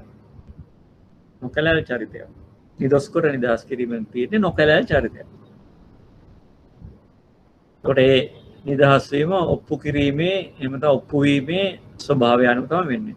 නමුත් යම් පුද්ගලයෙක් වරදක් කරාට පස්සේ ඒ වරදට දඬුවමක් දෙන්නේ නැතුව ඒක නිදහස් කරොත් එහෙම එතනදී ඒ පුද්ගලයා නොකැලැල් පුද්ගලයෙක් බවට පත් වෙනවා. නමුත් ඇත්තටම ඔහු වරදක් කරලා. එහෙමනම් අපි අනිවාර්යයෙන්ම වරදකට සඳහා දඬුවම් දෙන්න ඕන. ඔහුව යම් හේතුවක් නිසා නිදහස් කරන්න අවශ්‍ය නම් ඒ කරුණු සලකා බලලා ඒ කරුණු මත නිදහස් කිරීමට පුළුවන්. ඒක රටේ නීතිය අනුව කරන්න බෑ. නමුත් ආයතන තුල ඒවා එහෙම කරන්න පුළුවන්. ආයතනයට දක්වලා තියෙන දායකත්වය ඒ සිදුවීම සිද්ධ වෙච්ච කරුණු ඒ අනුව කරන්න පුළුවන්. කොහොම වුණත් වරදකට දඬුවම දෙන්න ඕනේ. ඒකට විනය කඩකිරීම සම්බන්ධයෙන් සේවකයෙක්ට පැනියන්න පුළුවන් දඬුවම් මේ විදිහට තියෙනවා. වාචිකව උගලන්ට කළමනාකරුවෙක් විසින් ක්‍රියන දේවල් ඒවා ඊට පස්සේ ක්‍රියාත්මක නොවීම විනය පරිපාලනය එහෙම නැත්නම් විනය කඩ කිරීමට හේතුවක් වෙනවා. වාචික අවවාද කිරීම, ලිඛිත අවවාද කිරීම, දඩ ගැසීම. දැන් ඔය ක්‍රිකට් ටීම් වල එහෙම තියෙනනේ. දෙමින් පන්දු යවලා කාලය එහෙම ගත්තොත් එහෙම අනිවාර්යයෙන්ම මේ තරඟ මුදලෙන් 100% ප්‍රමාණයක් මේ අය කරගන්නවා. මේ ළඟදී තුනක්. ඒවා ඇත්තටම ඒ වගේ දඬුවම් ලබා දෙන්න ඕන. මොකද ක්‍රීඩාව තුළ තමයි විනය කියන එක ඉහළම මට්ටමින් තියෙන්න උනද නැත්නම් ක්‍රීඩාව තුළ ඒක තමයි. ක්‍රීඩා කිරීමෙන් කණ්ඩායමක් විදියට කටයුතු කිරීමට මෙයා කිරීමෙන් විනය පුද්ගලයෙක් විනයගරුක පුද්ගලයෙක් බවට පත් කරනවා. අනිවාර්යයෙන්ම ක්‍රීඩකයෙක් විනයගරුක පුද්ගලයෙක්. එහෙම නැති වුණොත් දඬුවමක් තියෙන්න ඕන. මේ තියෙන්නේ ආයතනයක් ඇතුලේ කරන්න පුළුවන් දෙන්න පුළුවන් දඬුවම්. කිසියම් විනය වරදක් සඳහා විනය ක්‍රියාමාර්ගයක් ගැනීමට අත්නෝමතික කරන්න බෑ. ඒක අනිවාර්යයෙන්ම යම්කිසි කමිටුවක්. ඒතර ආයතන ඇතුලේ විනය කමිටු තියෙනවා. right? විනය කමිටුව වල සමාජික සංඛ්‍යාව ඔත්තේ සංඛ්‍යාවක් ඔය අධිකරණවල ජජ් පැනල් එක වගේම. මොකද හේතුව ඒගොල්ලන්ට ස්වාධීනව තමන්ගේ මතය ඉදිරිපත් කරන්න පුළුවන්. එතනදී ප්‍රජාතන්ත්‍රවාදීව වැඩි දිනෙක තීරණය කරනවා නම් පුද්ගලයා වැරදි කියලා ඔහු වැරදිකාරයෙක් වෙනවා. ඊට අමතරව යම් ඉන්න පුද්ගලෙක්ට තුන් දෙනාම මේ එක විදියට මෙයා කරන්න අවශ්‍යම නැහැ. ඒ ඩොකියුමන්ට්ස් මත ඒ තියෙන ලිපි ලේඛන මත ඒ සාක්ෂි මත තීරණය කරන්න පුළුවන්. එක නිලධාරියෙක්ට සේවකයා නිවැරදිකරුවෙක් කරන්න පුළුවන්, තව නිලධාරියෙක්ට සේවකයා වැරදිකරුවෙක් කරන්න පුළුවන්. ඒක ඒ එළඹෙන කරුණු සලකා බලන ආකාරය අනුව. කොහොම වුණත් මේ කියන කරුණු සලකා බලන්න ඕන. ඔව් දැන් මම අර ඉස්සෙල්ලා කිව්වේ මේවට දඬුවමක් දෙන්න ඕන. දීලා ඉවර වෙලා මේ කරුණු සලකා බලලා අවශ්‍ය නම් ඒ දඬුවමේ ප්‍රමාණය වෙනස් කරන්න පුළුවන්.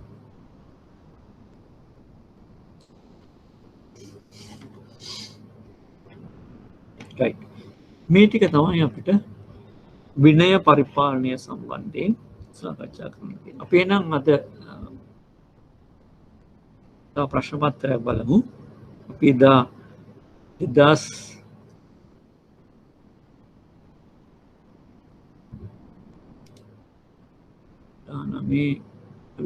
ජනවාරි 1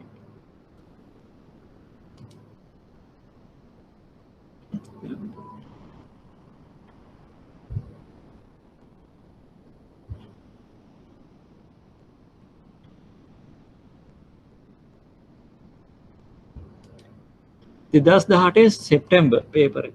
දැන් පේපර්ස් මාතේ තියාගෙන ඉන්න මම මේ ඉදිරි සතිය දෙක හෝ හැම එකකදීම පේපර් එක සාකච්ඡා කරනවා නේ. ඒතර පරණේවත් මතක් වෙනවනේ. ඒතර පළවෙනි ප්‍රශ්නේ තියෙන්නේ ප්‍රශ්න 10ක් 5ක් MCQ 5ක් ඉතා කෙටි උත්තර. මතක තියාගන්න දිග වාක්‍ය ලියන්න එපා. උඩරිම වාක්‍ය දෙකකින් ඒක උත්තරේ දෙන්න. මොකද හරි පොයින්ට් එක දෙන්න ඕන. වැල් වටාරල් ලිව්වට නම් උත්තර ලකුණු හම්බෙන්නේ නැහැ. ඔව් 2017 අංක 12 දරන විදේශ ෆොරින් කරන්සි ඇක්ට් එක අනුව පෞද්ගලික ගනුදෙනුකරුවන් සඳහා තියෙන ගිණුම මොකක්ද? දැන් මට කවුරු හරි මේ කතා කරලා කියන්න මේවා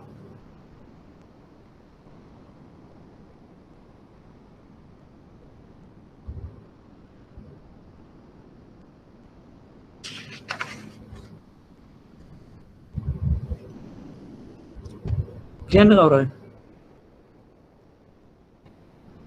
2018 සැප්තැම්බර් පේපර් එක දැන් ඔයාලට මේක පේනවා ඇති. පළවෙනි ප්‍රශ්නේ MCQ එක මොනවද? පෞද්ගලික විදේශ ව්‍යවහාර මුදල් ගිණුමනේ. PFC අපි මේක කරා. සුරක්ෂිතාකාර ලොකර් පහසුකමේදී මොකද්ද තියෙන්නේ? ණයගත ණයෙමේ ණයක් ගන්නෙ නෑනේ නේ. නියෝජිත ප්‍රධානී එහෙම එකක් නෑ. නියෝජිතයෙක් විදියට කටයුතු කරන එකක් නෙමෙයි. බදු දීමනාකරු බදු ගැනුම් කරු. ඒක තමයි. ඒතර අපි බද්දක් තමයි ගෙවන්නේ.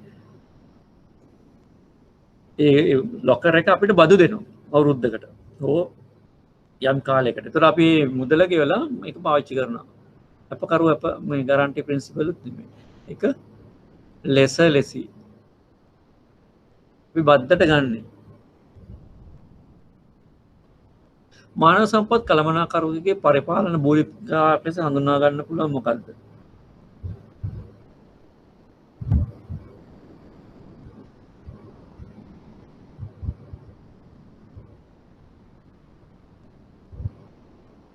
මේකෙන් ඇඩ්මිනිස්ට්‍රේටිව් රෝල් එක.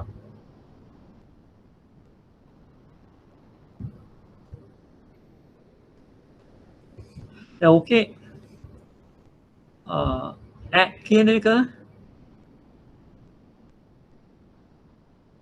ප්‍රතිපත්තියෙන් සකස් කිරීම අපිට ස්ට්‍රැටජික් ප්ලෑන් එක ප්ලෑනින් කියන එකේ ගන්න පුළුවන්.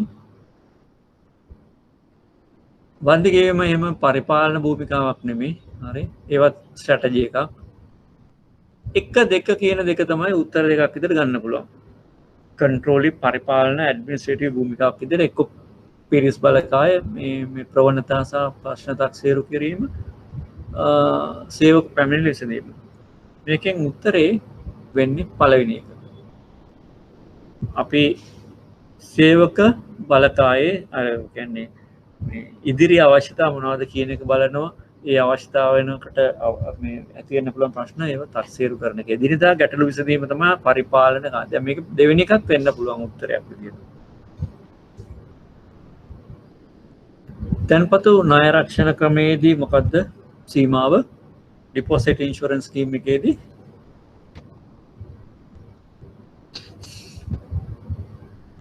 ළමයි කවුරුත් නැද්ද මන් දන්නේ නැහැ. මේක කතා කරන්නේ නැහැ කවුරුත්. ෆෝ කියන්නේ මොකද්ද? ලක්ෂයනේ. හරි.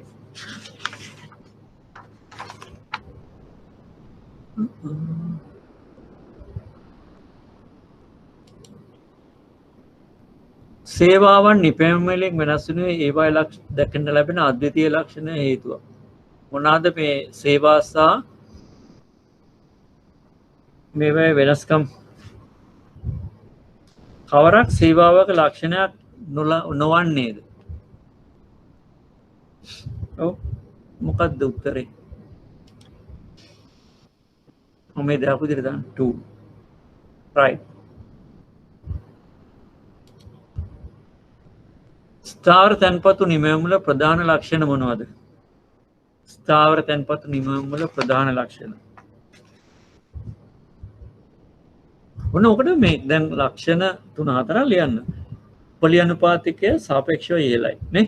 එතකොට නිශ්චිත කාලයක් මාසයක් හෝ ඊට වඩා වැඩි නිශ්චිත කාලයක් සඳහා තමයි අපි ගිවිසුම්ගත වෙන්නේ. ඊළඟට මිනිමම් බැලන්ස් එකක් අවශ්‍ය වෙනවා නේ. ඒ වගේම සමහර ස්ථාවර තැන්පතු වලට ඵලදායී පොලි අනුපාතකයක් බලපානවා. සඵල පොලි අනුපාතකයක් කියන්නේ AER ඒක. moral suasion ශිෂ්ට ප්‍රයෝගය. දැන් අපි මේක ඉගෙන ගත්තේ නැතුණාට moral suasion කියන්නේ යම් දෙයක් පාලනය කරන්න, විශේෂයෙන්ම ආර්ථික කටයුතු පාලනය කරන්න පෙළඹවීමක් මහ බැංකුව විසින් කරන පෙළඹවීමක් යම් ආයතන විශේෂයෙන්ම බැංකු සහ මුල්‍ය ආයතන. ඒතර ඒ හරහා අපි යම් උත්සාහයන් ගන්නවා ඍජුවම මේක කන්ට්‍රෝල් කරන්න නැතුව පෙළඹවීමක් කරනවා. උදාහරණ ෆොරින් කරන්සි රේට් එක පිළිබඳව ඒ වගේ කරන්න පුළුවන්. බැලන්ස් මේ ළඟට foreign currency balances deposit amount එක ඒවා සම්බන්ධයෙන් එහෙම කරන්න පුළුවන්. job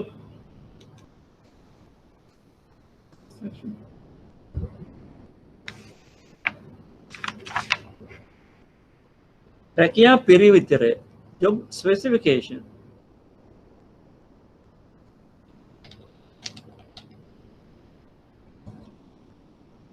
රැකියා පිරිවිතරය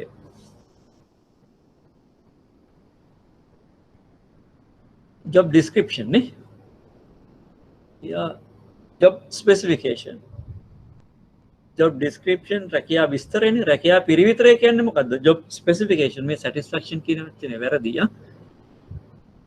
job specification කියන්නේ මොකද්ද යම් කිසි රැකියාවක් කරන්න ඕන පුද්ගලයා සතු ගුණාංග මොනවද කියන එක තමයි job specification කියන්නේ.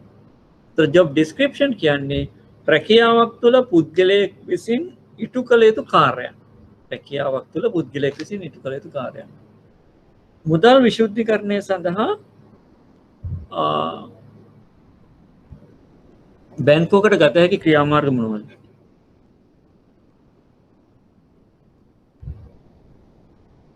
money laundering වළක්ව ගන්න මොනවාද? KYC practices ක්‍රියාත්මක කිරීම. ඊළඟට ආදායම් ප්‍රබව හඳුනා ගැනීම. ඊළඟට ගිණුම් වලට බැර කරනවා නම් ලක්ෂ 2කට වඩා නේද? third party වලට විස්තර ලබා ගැනීම. ඔය වගේ දේවල් තමයි. ඔය වාක්‍ය තුන ලියවන නැති. රහස්‍යතාවය සම්බන්ධයෙන් බලපාන නීතිය මොකද්ද?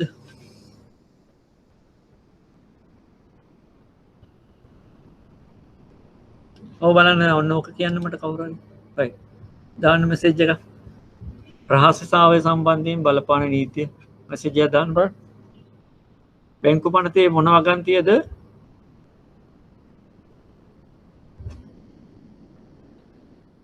එක්දශම 88 අංක 30 දරන බැංකු පනතේ මොන වගන්තියෙන්ද රහස්‍යතාවය ආරක්ෂා? ඒක නම් මතක තියාගෙන ඉන්න ඕන. 74 right okay. එතකොට ඕක විස්තර කරන්න අවශ්‍ය වෙන්නේ නැහැ. මේ අවස්ථාවේ රහස්‍යතාවය එලි කරන්න පුළුවන් ඒව වැඩක් නැහැ. මෙච්චරයි ලියන්න ඕන උත්තරේ. ඔන්න දැන් ප්‍රායෝගිකව බලපාන නැත්නම් ප්‍රැක්ටිකල් ගැටලු හතරක් තියෙනවා. GTB මහත්මයා හයි නෙට්වර්ත් කස්ටමර් කෙනෙක් රුපියල් 4,50,000ක තැන්පත් කර ඇත. මෑත කාලයේ රීතන මුදල් වල මූලාශ්‍රය කුමක්දයි සඳහන් කරන ලෙසට මෑතකදී සේවයට පත් වූ ටෙලර් කරුවෙකු ඔහුගෙන් ඉල්ලා සිටී. GTB මහතා මේ සම්බන්ධව ටෙලර් කරු සමග උරණ වී ගිණුම් අංශ ප්‍රදානය වන ඔබට පැමිණිලි කරනවා. ඔබ කොහොමද කටයුතු කරන්නේ? GTB මහතා කියන්නේ හයි නෙට්වර්ත් කස්ටමර් කෙනෙක්. දැන් මේ ප්‍රැක්ටිකල් ප්‍රොබ්ලම් එකක් නේද? මේකට උත්තර ලියන්න ඕනේ. එතකොට දැන් පළවෙනි දේ කරන්න ඕනේ මොකද්ද? අපොලොජයිස් කරන්න වෙනවා. මොකද අපි යාව හයි නෙට්වර්ත් කස්ටමර් කෙනෙක් විදිහට දන්නවා. නමුත් මේ අලුත් ටෙලර් දන්නේ නැහැ. ඒ සම්බන්ධයෙන් අපොලොජයිස් කරන්න ඕනේ.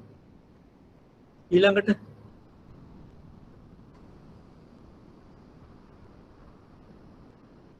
මොනවද? GTB මහත්මයාට පැහැදිලි කරලා දෙන්න ඕනේ ඇයි එවැනි දෙයක් විමසුවේ කියන එක නේද? මොකද තමාට සිය ගිණුමට එතම පෞද්ගලික බැංකු දැන් තර්ඩ් පාර්ටි account එකකට දැම්මනම් මේක අහන්න පුළුවන්. මේ ගිණුමට දාලා තියෙන්නේ. මේක ඇසිය යුතු දෙයක් නෙමෙයි තමන්ගේ own account එකට දැම්මනම් නේද? ඇත්තටම ටෙලර්ට මේ ඇසිය යුතු දෙයක් නෙමෙයි. ඒතර මේක සම්බන්ධයෙන් ටෙලර් යම්කිසි වැරදි අවබෝධයක ඉන්නේ. ඒක ඒ සම්බන්ධයෙන් GTB මහත්මයාට පැහැදිලි කරලා දෙන්න උනත් සමහරට මෙයා අහන්න නැති මේ මොනවාද KYC rules යටතේ money laundering වෙන නිසා මෙහෙම කියලා. ඒතකොට ඒක වෙනත් ගිණුමකට කියලා විස්තර කරලා දෙන්න ඕන. මුල්ලේ බුද්ධි එකකට ඒව වාර්තා කරන්නේ කතන්දරේ කියලා දෙන්න ඕන. ටෙලර්ට එයාව දැනුවත් කරන්න ඕන එකක් තමයි මේක සුවදව මේ විස්තර ලබා ගන්න ආකාරය කොහොමද කරන්න කියන එක. අනිත් එක තමයි බැංකුවේ හයි නෙට්වර්ත් කස්ටමර්ස්ලා අඳුර ගන්න ඕන කියන එක. ඒ සම්බන්ධයෙන් යම් දැනුමක් තියෙන්න ඕන කියන එක. මොකද එයාගේ ගිණුමේ තැන්පතු ගිණුමේ ද හයි නෙට්වර්ත් කස්ටමර් කෙනෙක් නම් පැහැදිලිවම ඉහළ ප්‍රමාණයේ ගනුදෙනු සිද්ධ වෙන කෙනෙක් නේ. ඒතකොට 4,50,000 කියන්නේ nothing සමහර විට. සමහරට nothing. ඒතර ඒක ගිණුමේ ස්වභාවය අනුව මේ ටෙලර් අඳුනා ගන්න තියෙන්න ඕන. එහෙම නැත්නම් ටෙලර් මේ හයි නෙට්වර්ත් කස්ටමර්ස්ලා සම්බන්ධයෙන් යම්කිසි දැනුවත් භාවයක් තියෙන්න ඕන සහ මේ විස්තර ගන්නකොට මීට වඩා ආචාරශීලීව ගන්න උත්සාහ කරනවා. සමහරට මේ මහත්මයාට කේන්ති කියලා ඇත්තේ ඒක කතා කරපු ආකාරයම වින්ද වෙන්න පුළුවන්. ඉතින් මේ ටික තමයි උත්තරේට ලියවෙන්නේ. දිගු කාලීන ගණන්දර කරන ඒව තමයි හරි වැදගත් වෙන්නේ. CLG තුන්වන පාර්ශවය එක්ක ගිණුමකට මුදල් මාරු කරන ඉල්ලා සිටින අතර හවස් වරුවේ පැමිණ අදාළ ලිපියේ අත්සන් කරනවලු. ඔව්. එතකොට මේක අපිට බාර ගන්න පුළුවන්ද? බැරි වෙලාවත් අත්සන් කරේ නැත්තම් ගැටලුවක් වෙනවා නේ. ඒ නිසා අපිට පුළුවන් දැන් මේ වෙලාවේ CLG මහත්මයාට එන්න බැරි නම් මේ බැංකුවට ඒ ඉන්න තැනක ඉඳන් ෆැක්ස් එකක් එහෙම නැත්නම් ඊමේල් එකක් අඩුම ගානේ පොඩි හරි තහවුරුවක් ගෙන්න ගන්න ඕන. මොකද හේතුව අපිට තුන්වෙනි පාර්ශවයකට මුදල් බාරු කරනකොට අනිවාර්යයෙන්ම ඩෙක්ලරේෂන් එකක් අවශ්‍ය වෙනවා. ඩෙක්ලරේෂන් එකක් අවශ්‍ය වෙනවා. ඒ වගේම අපිට පුළුවන් කස්ටමර්ව හම්බ වෙන්න. මොකද එයා දිග්ගාලින ගනුදෙනුකරුවෙක්. ඉතින් අපි හිතනවා මෙයා හොඳ ගනුදෙනුකරුවෙක් කියලා. කස්ටමර් හම්බ වෙන්න සේවකයෙක් යවන්න පුළුවන් අදාළ ලියුම අත්සන් කරගන්න. මේක බැහැයි කියලා ප්‍රතික්ෂේප කරලා ගනුදෙනුකරුව තරහ කරගන්න එක නෙමෙයි, උපක්‍රමශීලීව මේ දේ කරන්න ඕන. අපි නීතියෙන් බේරෙන්නත් ඕන. ඒ වගේම අපිට පුළුවන් ගනුදෙනුකරුට යෝජනා කරන්න දැන්ට බැංකුවේ ඇප්ස් තියෙනවානේ. අන්නේ ඇප්ස් හරහා මාරු කරන්න. එතකොට බැංකුව මැදිහත් වෙන්නේ නැහැ මේකට. ස්වයංක්‍රීයවම අදාළ මහත්මයාට කවුද CLG මහත්මයාට මේක කරගන්න පුළුවන්. ටික මෙතනදී කනගාටුව ප්‍රකාශ කිරීමක් සමාවෙන්නේ මොනවක් නැහැ නේ. මෙතන මේක විස්තර කරලා දීමක් තමයි තියෙන්නේ. KSN ආයතනයක ඊළඟ තලයක නිලධාරී අන්තර්ජාල මුරෝචනයේ සිය පෞද්ගලික ලේකම් සමග හවුලේ භාවිතා කරනවා. පෞද්ගලික සේවා ගෙවීම සඳහා සහ පවුලේ සමාජිකයන් සඳහා අරමුදල් මාරු කරන ලෙස ඇයට දන්වා සිටිය. එතකොට ලේකම් තමයි මේ පේමන්ට්ස් කරන්නේ. පසුව සිය ගිණුමෙන් නිකුත් කර ඇති ඇතැම් මුදල් මාරු කිරීම නොසැසඳන බව ඔහු විසින් දැනගෙන ඇත. එවිට ගනුදෙනුකරුවට ඔබ උපදෙස් දෙන්නේ කෙසේද? ඒතර බැංකුවේ අවශ්‍ය නීති රීති රෙගුලාසි KSN මහත්මයා උල්ලංඝනය කරලා තියෙනවා. ඒ නිසා බැංකුවට මේ සම්බන්ධයෙන් කනගාටුව ප්‍රකාශ කිරීමක් හෝ සමාව ඉල්ලීම කරන්න වෙන්නේ නැහැ. මොකද මේකේ වැරද්ද තියෙන්නේ මූලිකවම KSN මහත්මයාගේ. එයා පිළි අරගෙන තියෙනවා එයාගේ පෞද්ගලික ලේකම් ලවා මේ දේවල් කරගෙන තියෙනවා. එයාගේ පාස්වර්ඩ් එක දීලා තියෙනවා. පාස්වර්ඩ් එක දුන්නාම ඒක අපි බලාපොරොත්තු වෙන්නේ නැහැ බැංකුව විදිහට තමන්ගේ පාස්වර්ඩ් එක ෂෙයා කරගන්න නේ. එහෙනම් මේ වැරද්දට මේ ලැබිලා තියෙන දෙයට මූලිකවම KSN මහත්මයා උදව් වෙලා තියෙනවා. අනිත් පැත්තෙන් KSN මහත්මයාට අපිට උදව් වෙන්න පුළුවන් මේ සැසඳෙන්නේ නැහැ කියන ප්‍රේෂණ කාටද ගියේ කියන දේවල් හොයලා බලලා අවශ්‍ය දෙයකට එහෙම නැත්නම් අවශ්‍ය නීතිමය ක්‍රියාමාර්ගයකට යනවා නම් ඒ තොරතුරු ලබා දෙන්න. දැන් මේක රුපියල් ලක්ෂ 10ට වඩා වැඩි නම් මුල්‍ය මොකක්ද මේ CID එකනේ අපරාධ පරීක්ෂණ දෙපාර්තමේන්තුවට පැමිණිල්ලක් කරලා මේක විභාග කරන්න පුළුවන් KSN මහත්මයාට අවශ්‍ය නැහැ. ඒ අවශ්‍ය අදාළ තොරතුරු අපිට ලබා දෙන්න පුළුවන්. බැංකුවට කරන්න පුළුවන් වෙන්නේ උපකාර වෙන්න විතරයි. තොරතුරු ලබලා දීලා. මොකද බැංකුව පැත්තේ සම්බන්ධයක් මේකට නැහැ.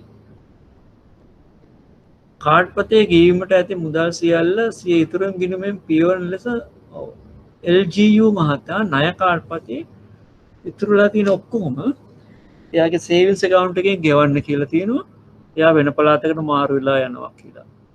හරි එතකොට බැංකුවත් එක්ක තියෙන සම්බන්ධය අවසන් කරන්න කියලා ඉල්ලා දෙනවා. ණය කාඩ් පතේ කුඩා නොපියුම් පොලිය මුදලක් තිබිලා ඒක බැංකුව අය කරගන්නේ නැතුව ක්‍රිබ් එකට ගිහිල්ලා LGU මහත්මයා ණය මුදලක් ඉල්ලා ගලා තියෙද්දි ක්‍රිබ් එකේ මේක report වෙලා හරි අර බැංකුවෙන් ණය දෙන්න බෑ කියලා. බරපතල වැරද්දක්. මේක අනිවාර්යයෙන්ම 100% බැංකුව පැත්තෙන් කරපු බරපතල වැරද්දක්. මොකද LGU මහත්මයා ඊටාම නීත්‍යානුකූලව බැංකුවෙන් ඉල්ලීමක් කරලා තියෙනවා ලිපියකින් තමන්ගේ ක්‍රෙඩිට් කාඩ් එකේ තියෙන සියලුම අය කර ගැනීම සේවිංස් account එකකින් කරන්න කියලා නේ. එහෙනම් බැංකුව විසින් තමයි මේ වැරද්ද කරලා තියෙන්නේ. අර පොලිය මුදල ගොඩක් වෙලාට මේක උපචිත පොලියක් විදිහට තියෙනවා. ඒක අය කරගන්නේ නැතුව මේ දේ කරලා තියෙනවා. එහෙනම් වහාම බැංකුව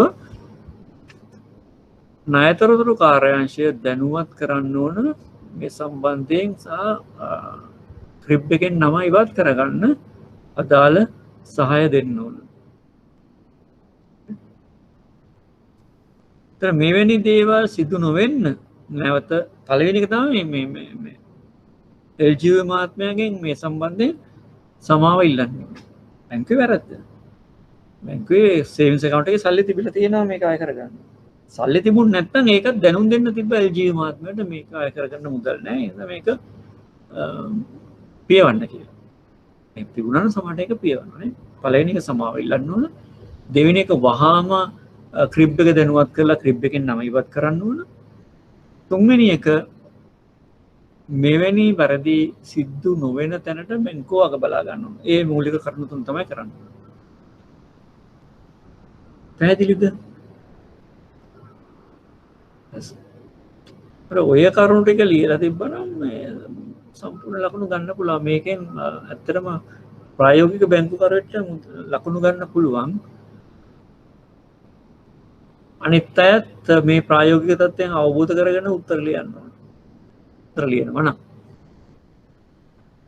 මුල්‍ය ආයතනයන්හි ගනුදෙනුකරුවන් විවිධාකාර වේ. මොවුන්ගේ ගති ලක්ෂණ සහ මෙවැනි ගනුදෙනුකරුවන් කෙරෙහි වන වගකීම් ජංගම ගිණුම් වල ප්‍රධාන ලක්ෂණ හතරක්. වාක්‍ය හතරට ඒවා හොඳටම ඇති. මොනවාද?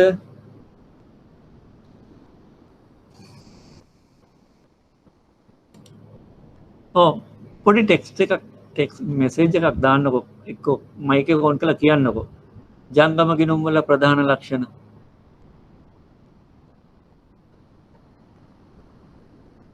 පොලියක් ගෙවන්නේ හරි. වෙන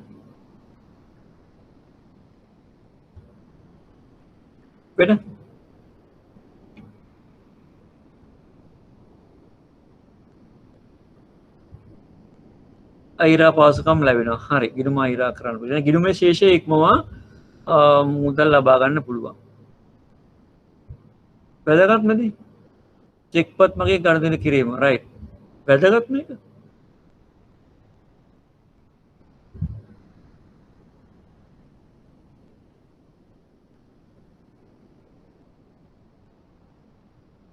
වාණිජ බැංකුවල පමණයි.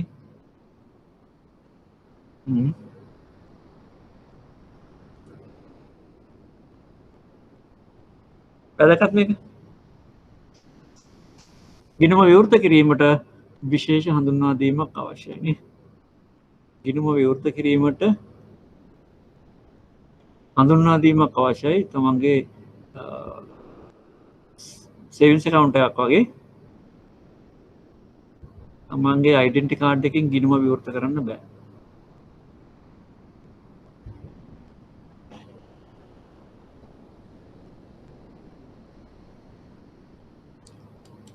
නව ගිණුමක් විවෘත කිරීමේදී සැලකිය යුතු ප්‍රධාන ශේෂ්ත්‍ර මොනවද? පළවෙනි එක තමයි නිසි පරිදි සම්පූර්ණ කරගත් මැන්ඩේට් පත්‍ර අත්සන් කාඩ් පත් තියෙන්න ඕනනේ. හරිනේ. ඊළඟට KYC එක සම්පූර්ණ කරගන්න ඕන. මේ ගිණුමක් විවෘත කිරීමේ අවශ්‍යතාව. KYC එක අවශ්‍ය වෙනවා. ගිණුමක් මැන්ඩේට් අත්සන් කාඩ් පත් අවශ්‍ය වෙනවා. ඊළඟට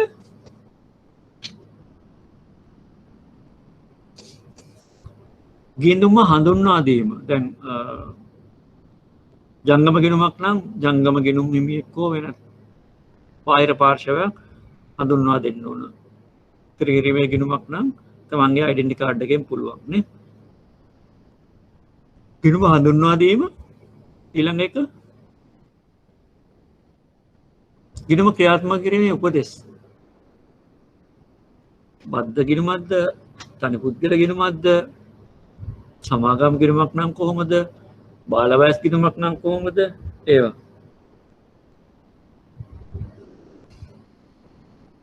ඊළඟට අනිකුත් පදිංචිය තහවුරු කිරීම ආදායම් තහවුරු කිරීම අන්න ඒ වගේ අවශ්‍යතා ටික ලියකියවිලි සහ අවම ශේෂය. පළවෙනි එක තමයි එතකොට මැන්ඩේට් නිසි පරිදි සම්පූර්ණ කරගත් මැන්ඩේට් පත් අත්සන් කාඩ් පත් KYC ආකෘති පත්‍රය. ඒතර KYC ආකෘති පත්‍රයේ තියෙන දේවල් තහවුරු කරන්න අවශ්‍ය supporting documents, right? ගිණුම හඳුන්වා දීම, ගිණුම ක්‍රියාත්මක කිරීමේ උපදෙස්,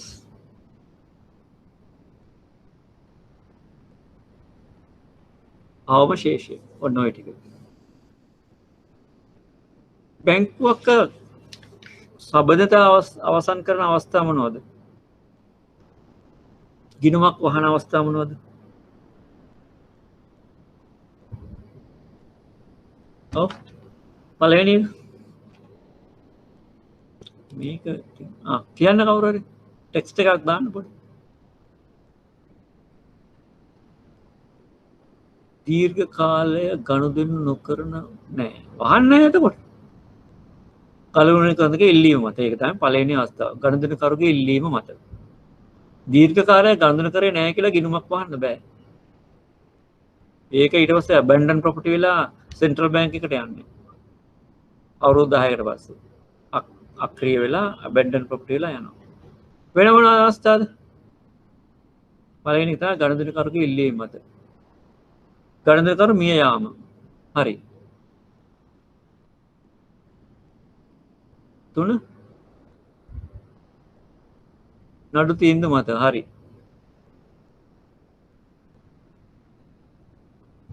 ඒ ජංගම ගිණුමක නිතර චෙක්පත් අගරු වීම මතනේ. ජංගම ගිණුමක් නිතර චෙක්පත් අගරු වීම මත දැනුම් දීලා වහන්න පුළුවන්. සමහරට අවමශේෂය පවත්වාගෙන යන්නේ නැත්නම් යම් ගිණුමක දැනුම් දීලා වහන්න පුළුවන්. අවමශේෂය පවත්වාගෙන යන්නේ නැත්නම්. ණය පහසුකම් වර්ග 5ක්. මේ අහන්නේ නම් විතරයි හොඳේ. බැංකු කරුවෙක් විසින් දෙන ණය පහසුකම් වර්ග 5ක්. මොනවද? බැංකු කරුවෙක් විසින් ලබා දෙන ණය පහසුකම් වර්ග 5ක්. කල්බදු. ඊට ඉස්සෙල්ලා ඔළුවට එන්න ඕනේ නේ බැංකු කරුවෙක් දෙන ඒවා. ලීසින් කල්බදු කියන්නේ. හරි. නිවාස ණය. කෙටි කාලින ණය. අයිරා. උකස් ණය. ආනයන ණය. ඇසුරුම් ණය නේ අපි ගොඩක් ණය වර්ග කරා. පුද්ගලික ණය. yes.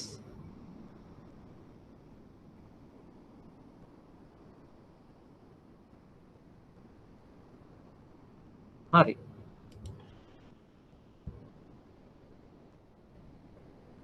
හතරෙන් ප්‍රශ්න බලන්නකෝ. වත්මන් තරඟකාරී වෙළඳපොලේ මුල්‍ය නිමැවුම් සහ සේවාවන් සඳහා අලෙවිකරණය අතිශයින් වැදගත්ලු. ඒ නිසා මුල්‍ය නිමැවුම් සේවා අලෙවිකරණයේදී පාරිභෝජක අවශ්‍යතා කෙරේ කියන්නේ කස්ටමර් රික්වයර්මන්ට්ස් අවධානය යොමු කරයි.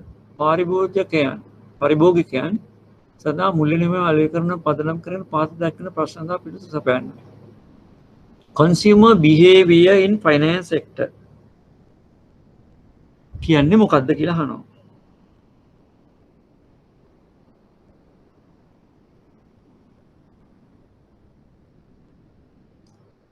පාරිභෝගික හැසිරීම.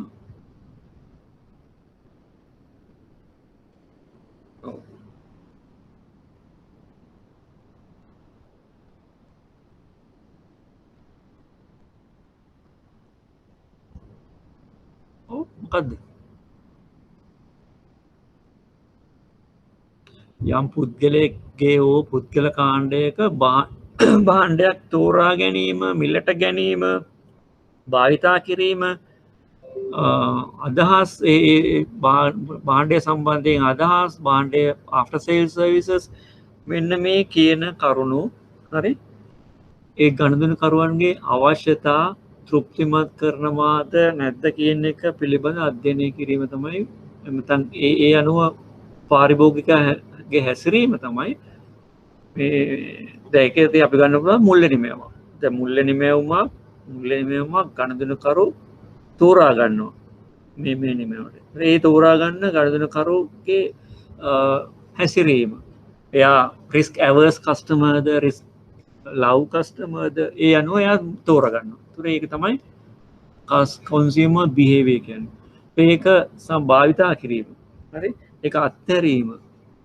ඒවා අත්හරිනවනේ. ඒවත් කස්ටමර්ගේ අවශ්‍යතා සම්පූර්ණ කරගන්න පුළුවන් ද බැරිද එක මත තීරණය කරනවා. ඒ යම්කිසි භෞතික භාණ්ඩයක් වුණත් එහෙමයි.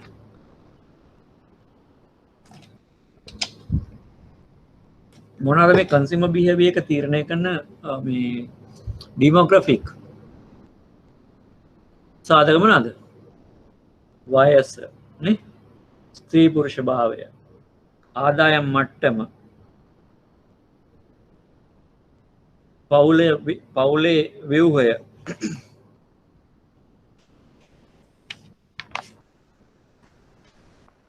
ජීවන රටා, ඔය වගේ සාධක තමයි නේ. රැකියාව, ජීවන රටාව, ආදායම් මට්ටම, පවුල තුළ පුද්ගලයාගේ භූමිකාව. දැන් පවුල තුළ කවුද කාන්තාව මවක් වේදී එයා ටිකක් සැකසුරුවම් සහිත අර පරිස්සමෙන් වේදම් කරන දැන් තරුණයෙක් නම් දුවෙක් පුතෙක් වගේ නම් එහෙම මට්ටමක නැහැ. ඒක ඒව තමයි මේවා තීරණය කරන සාධක.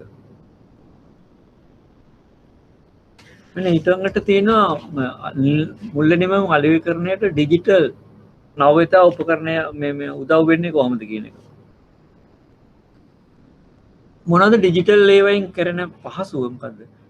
විශාල පාරිභෝගිකයන් සංඛ්‍යාවකට ඉක්මනින් යන්න පුළුවන් නේ. විශාල පාරිභෝගිකයන් සංඛ්‍යාවට ඉක්මනින් යන්න පුළුවන්. ඊළඟට අපිට වියදම අඩුයි.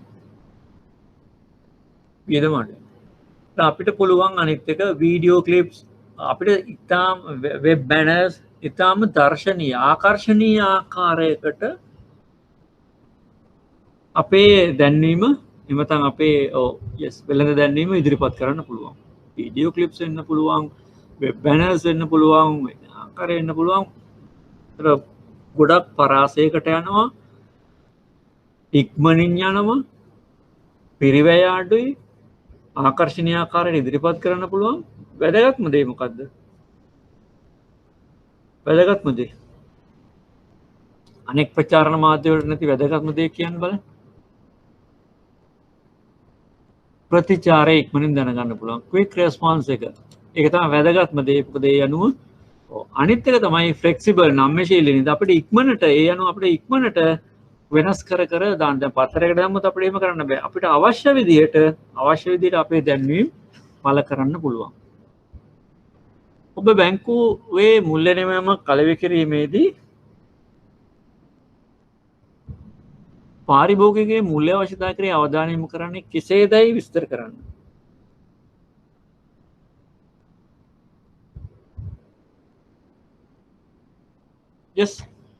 පාරිභෝගිකගේ මුල්‍ය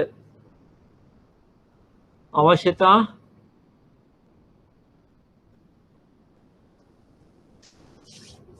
මොනවද? එකක් තමයි පාරිභෝගිකයා අපේ පාරිභෝගිකයා මුල්‍ය නිමැවුම් වලදී තියෙනවා අවදානමක්. එතකොට එයාගේ අවදානම් රටාව මත රිස්ක් ලවර් කස්ටමර් කෙනෙක්ද රිස්ක් ඇවර්ස් කස්ටමර් කෙනෙක්ද කියන එක මත එයා ගන්න මුල්‍ය අවශ්‍යතාව වෙනස් වෙනවා. ඒ අනුව සමහරට ආයෝජන නිමැවුම්, තැන්පත් නිමැවුම් ඒවා වෙනස් වෙනවා. ඊළඟට අන්තර්ජාතිකව ගණදෙනු කරන ගණදෙනුකරුවෙක් නම් එයාගේ මුල්‍ය අවශ්‍යතා ඩොකියුමන්ටරි ක්‍රෙඩිට් ඊළඟට ඩිජිටල් ඇප්ස් ඒ වගේ අවශ්‍යතා ඒවා වෙනස් වෙනවානේ. මුල්‍ය අවශ්‍යතා වෙනස් වෙනවා. එයාට කාලේ ගොඩක් වටින නිසා. ඊළඟට බැංකුවත් එක්ක නිතර ගනුදෙනු කරන්න නිතර එන්න ඕනද? දැන් ජංගම ගිණුම් හිමියෙක් නම් එයාට නිතර එන්න ඕනද? එතකොට නවීන තාක්ෂණය මගින් කරන්න පුළුවන් දේවල් ඇප්ස් පාවිච්චි කරන්න පුළුවන්ද? ඊළඟට ක්‍රෙඩිට් කාඩ් ඩෙබිට් කාඩ් පාවිච්චි කරන්න පුළුවන්ද? අන්න ඒ වගේ දේවල් මත මේ පාරිභෝගිකයෙකුගේ මුල්‍ය අවශ්‍යතාව වෙනස් වෙනවා. එයාගේ ජීවන රටාව මත. ඊළඟට අපි ගත්තොත් එහෙම ඔහුගේ ආදායම් මාර්ගය මත රැකියාව මත එයා කොහෙතෙන් කරන කෙනෙක්ද ව්‍යාපාරිකයෙක්ද ස්ථිර රැකියාව. ඒතකොට ඒ අනුව එයාගේ මුල්‍ය අවශ්‍යතාව වෙනස් වෙනවා. ඊළඟට ගනුදෙනුකරුවන්ගේ සපුරාගත්තේ නැති මූලික අවශ්‍යතා. දැන් නිවාසයක් තියෙන කෙනෙක්ට නිවාස ණයක් සමහරට අවශ්‍ය වෙන්නේ නැහැ.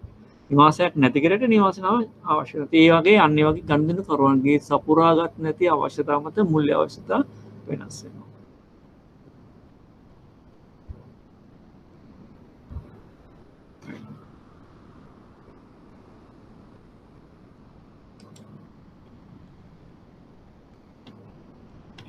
විශේෂයෙන්ුත් අපි එක ප්‍රශ්නයක් සාකච්ඡා කරමු.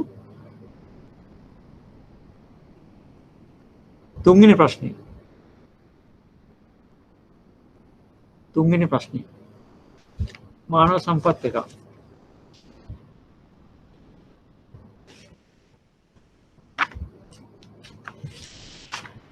මෑන් පවර් ප්ලෑනින් පිරිස් බල සැලසුම් කරණයේදී මඟ පෙන්වන මූල ධර්ම මොනවද කියලා අහනවා. හරි මොනවද? පිරිස් බල සැලසුම් කරණයට බලපාන සාධක මොකද්ද? පළවෙනි එක තමයි පිරිස් බල සැලසුම් කරණය කියන්නේ ආයතනයේ උපාය මාර්ගික සැලැස්මේ කොටසක් නේ. ආයතනයේ උපාය මාර්ගිකව වර්ධනය වෙනවද ව්‍යාපාර කොයි පැත්තද යන්නේ කියන එක මත පිරිස් බල සැලසුම් කරණය කරන්න වෙනවා. ඊළඟ එක තමයි කළමනාකරුවන්ගේ විශේෂ අවශ්‍යතා මත පිරිස් බල සැලසුම් කරණය කරන්න වෙනවා. මූල ධර්මය ඒව තමයි. ඊට ආයතනය ඇතුලේ තියෙන එම්ප්ලොයී මොබිලිටි සේවකයන් විශ්‍රාම යාම, සේවකයන් උසස් වීම ලබා ගැනීම, සේවයෙන් පහවීම, මාරු කිරීම ඒ කරුණු මත මූල මේක කරන්න වෙනවා. ඒතර අපි මොකද්ද කරන්නේ පිරිස් බල සැලසුම් කරණයෙන්? උපාය මාර්ග සැලැස්මේ කොටස අනාගතයේදී මිනිස් බලය අවශ්‍ය වන අවස්ථාවලදී ඒ අදාළ ප්‍රමාණයට එමෙතන අවශ්‍ය ප්‍රමාණයට අදාළ ගුණාංග වලින් යුක්ත පුද්ගලයන් ලබා ගැනීම තමයි මිනිස් බල සැලසුම් කරණය කියන්නේ. ඒතර ආයතනයේ උපාය මාර්ග සැලසුම අනුව ආයතනයේ ව්‍යාප්ත වෙනවා නම් වර්ධනය වෙනවා නම් ඒතර අදාළ නව රැකියා ඇති වෙනවා නම් අපිට අවශ්‍ය වෙනවා මිනිස් බල සැලසුම් කරන්න. අනිත් පැත්තෙන් ආයතනයේ භාණ්ඩවලට තියෙන ඉල්ලුම වැඩි වෙනකොට අපිට නිෂ්පාදන ධාරිතාව වැඩි කරන්න එතකොට අවශ්‍ය වෙනවා. සේවකයන්ගේ මොබිලිටි එක අනුව ඔය වගේ ගොඩාක් කරුණු හේතු වෙනවා මිනිස් බල සැලසුම් කරණයේ මූලධර්ම විදිහට. සාර්ථක පුහුණු වැඩසටහනක් පවත්වීම සඳහා නිර්ණායක. පුහුණු වැඩසටහනක් කොහොමද පවත්වන්නේ? පළවෙනි එක තමයි පුහුණුව අවශ්‍ය වෙන්නේ ඇයි කියලා හිතන්න ඕන. මොකක්ද අවශ්‍ය වෙන්නේ? සේවකයන්ගේ හැකියා කොම්පීටන්සි ගැප් එකක් තියෙනකොට තමයි පුහුණුවක් අවශ්‍ය වෙන්නේ. පළවෙනි එක තමයි කොම්පීටන්සි ගැප් ඇනලිසිස් එකක් කරලා ඒ කියන්නේ සේවකයන් දැනට කරන රාජකාරී කරන්න තියෙච්ච පුහුණුවමදි. එහෙනම් කොම්පීටන්සි ගැප් ඇනලිසිස් එකක් කරලා අවශ්‍ය කොම්පීටන්සි එක නිපුණතාවය මොකක්ද කියන එක ඉස්සෙල්ලම තක්සේරු කරන්න ඕන. දෙවෙනි එක තමයි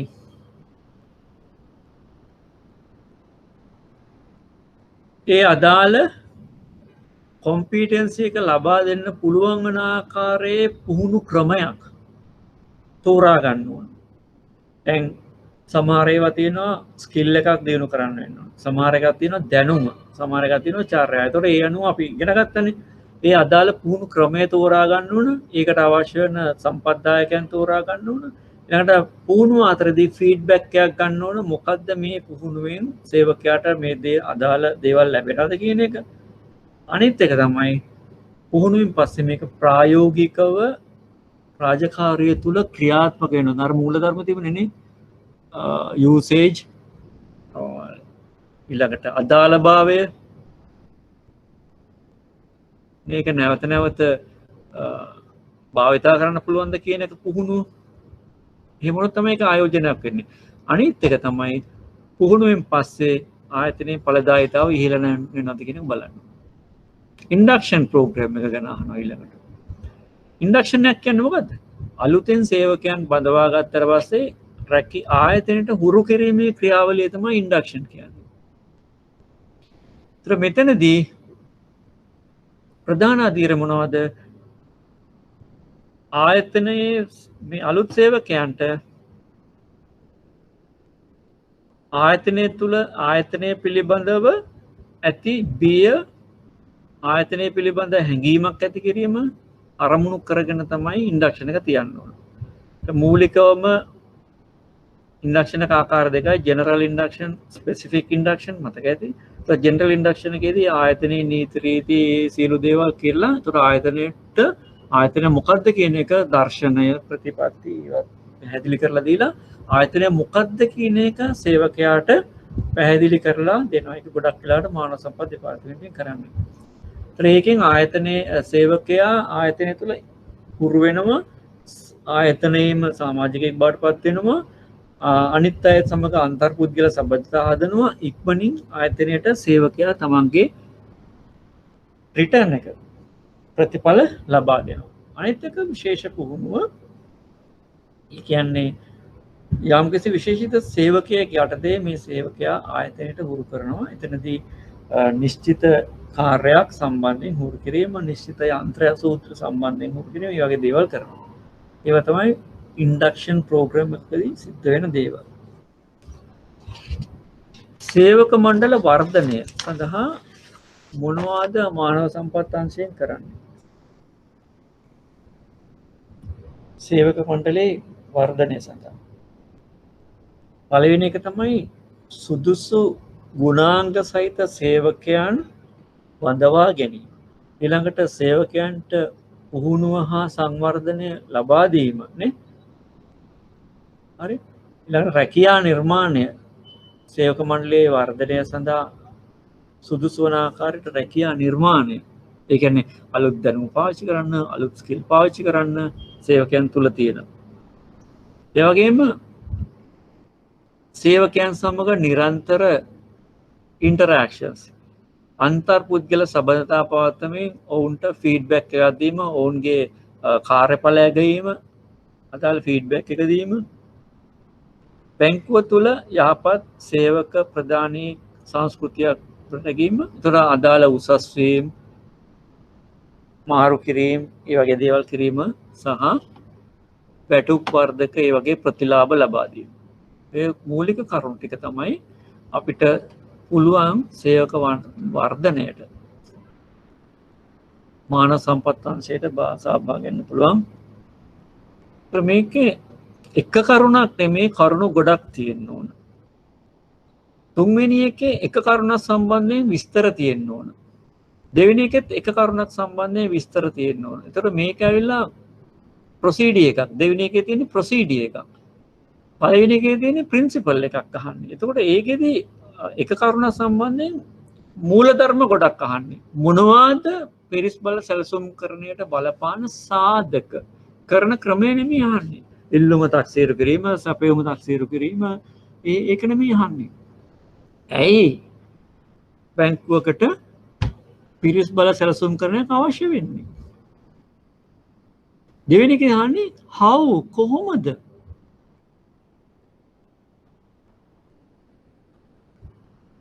තුන්වෙනි එකත් කියන්නේ දැන් දෙවෙනි එකත් එක්තරා මට්ටමකට මේ ප්‍රින්සිපල්ස් එක්තරා මට්ටමකට ප්‍රින්සිපල්ස් එකතු වෙනවා උදා වෙනවා තුන්වෙනි එක නම් සම්පූර්ණයෙන්ම ප්‍රොසීඩිය එකක් අහන්නේ how හතරවෙනි එකත් how කොහොමද කරන්න කියන එක ඒ අනුව එක තේරුම් අරගෙන උත්තර ලියන්න ඕන ප්‍රශ්න වලට right හරි දැන් ලබන සතියේත් අපි මේ මානව සම්පත් මාතෘකා එකක් දෙකක් සාකච්ඡා කරලා ප්‍රශ්න දැන් 2018 සැප්තැම්බර් වල මම හිතන්නේ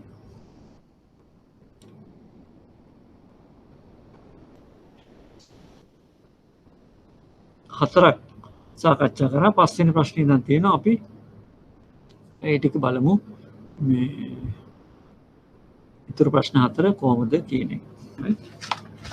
අදට මම මෙතනින් නවත්වනවා. සියලු දෙනාටම සුබ දවසක්.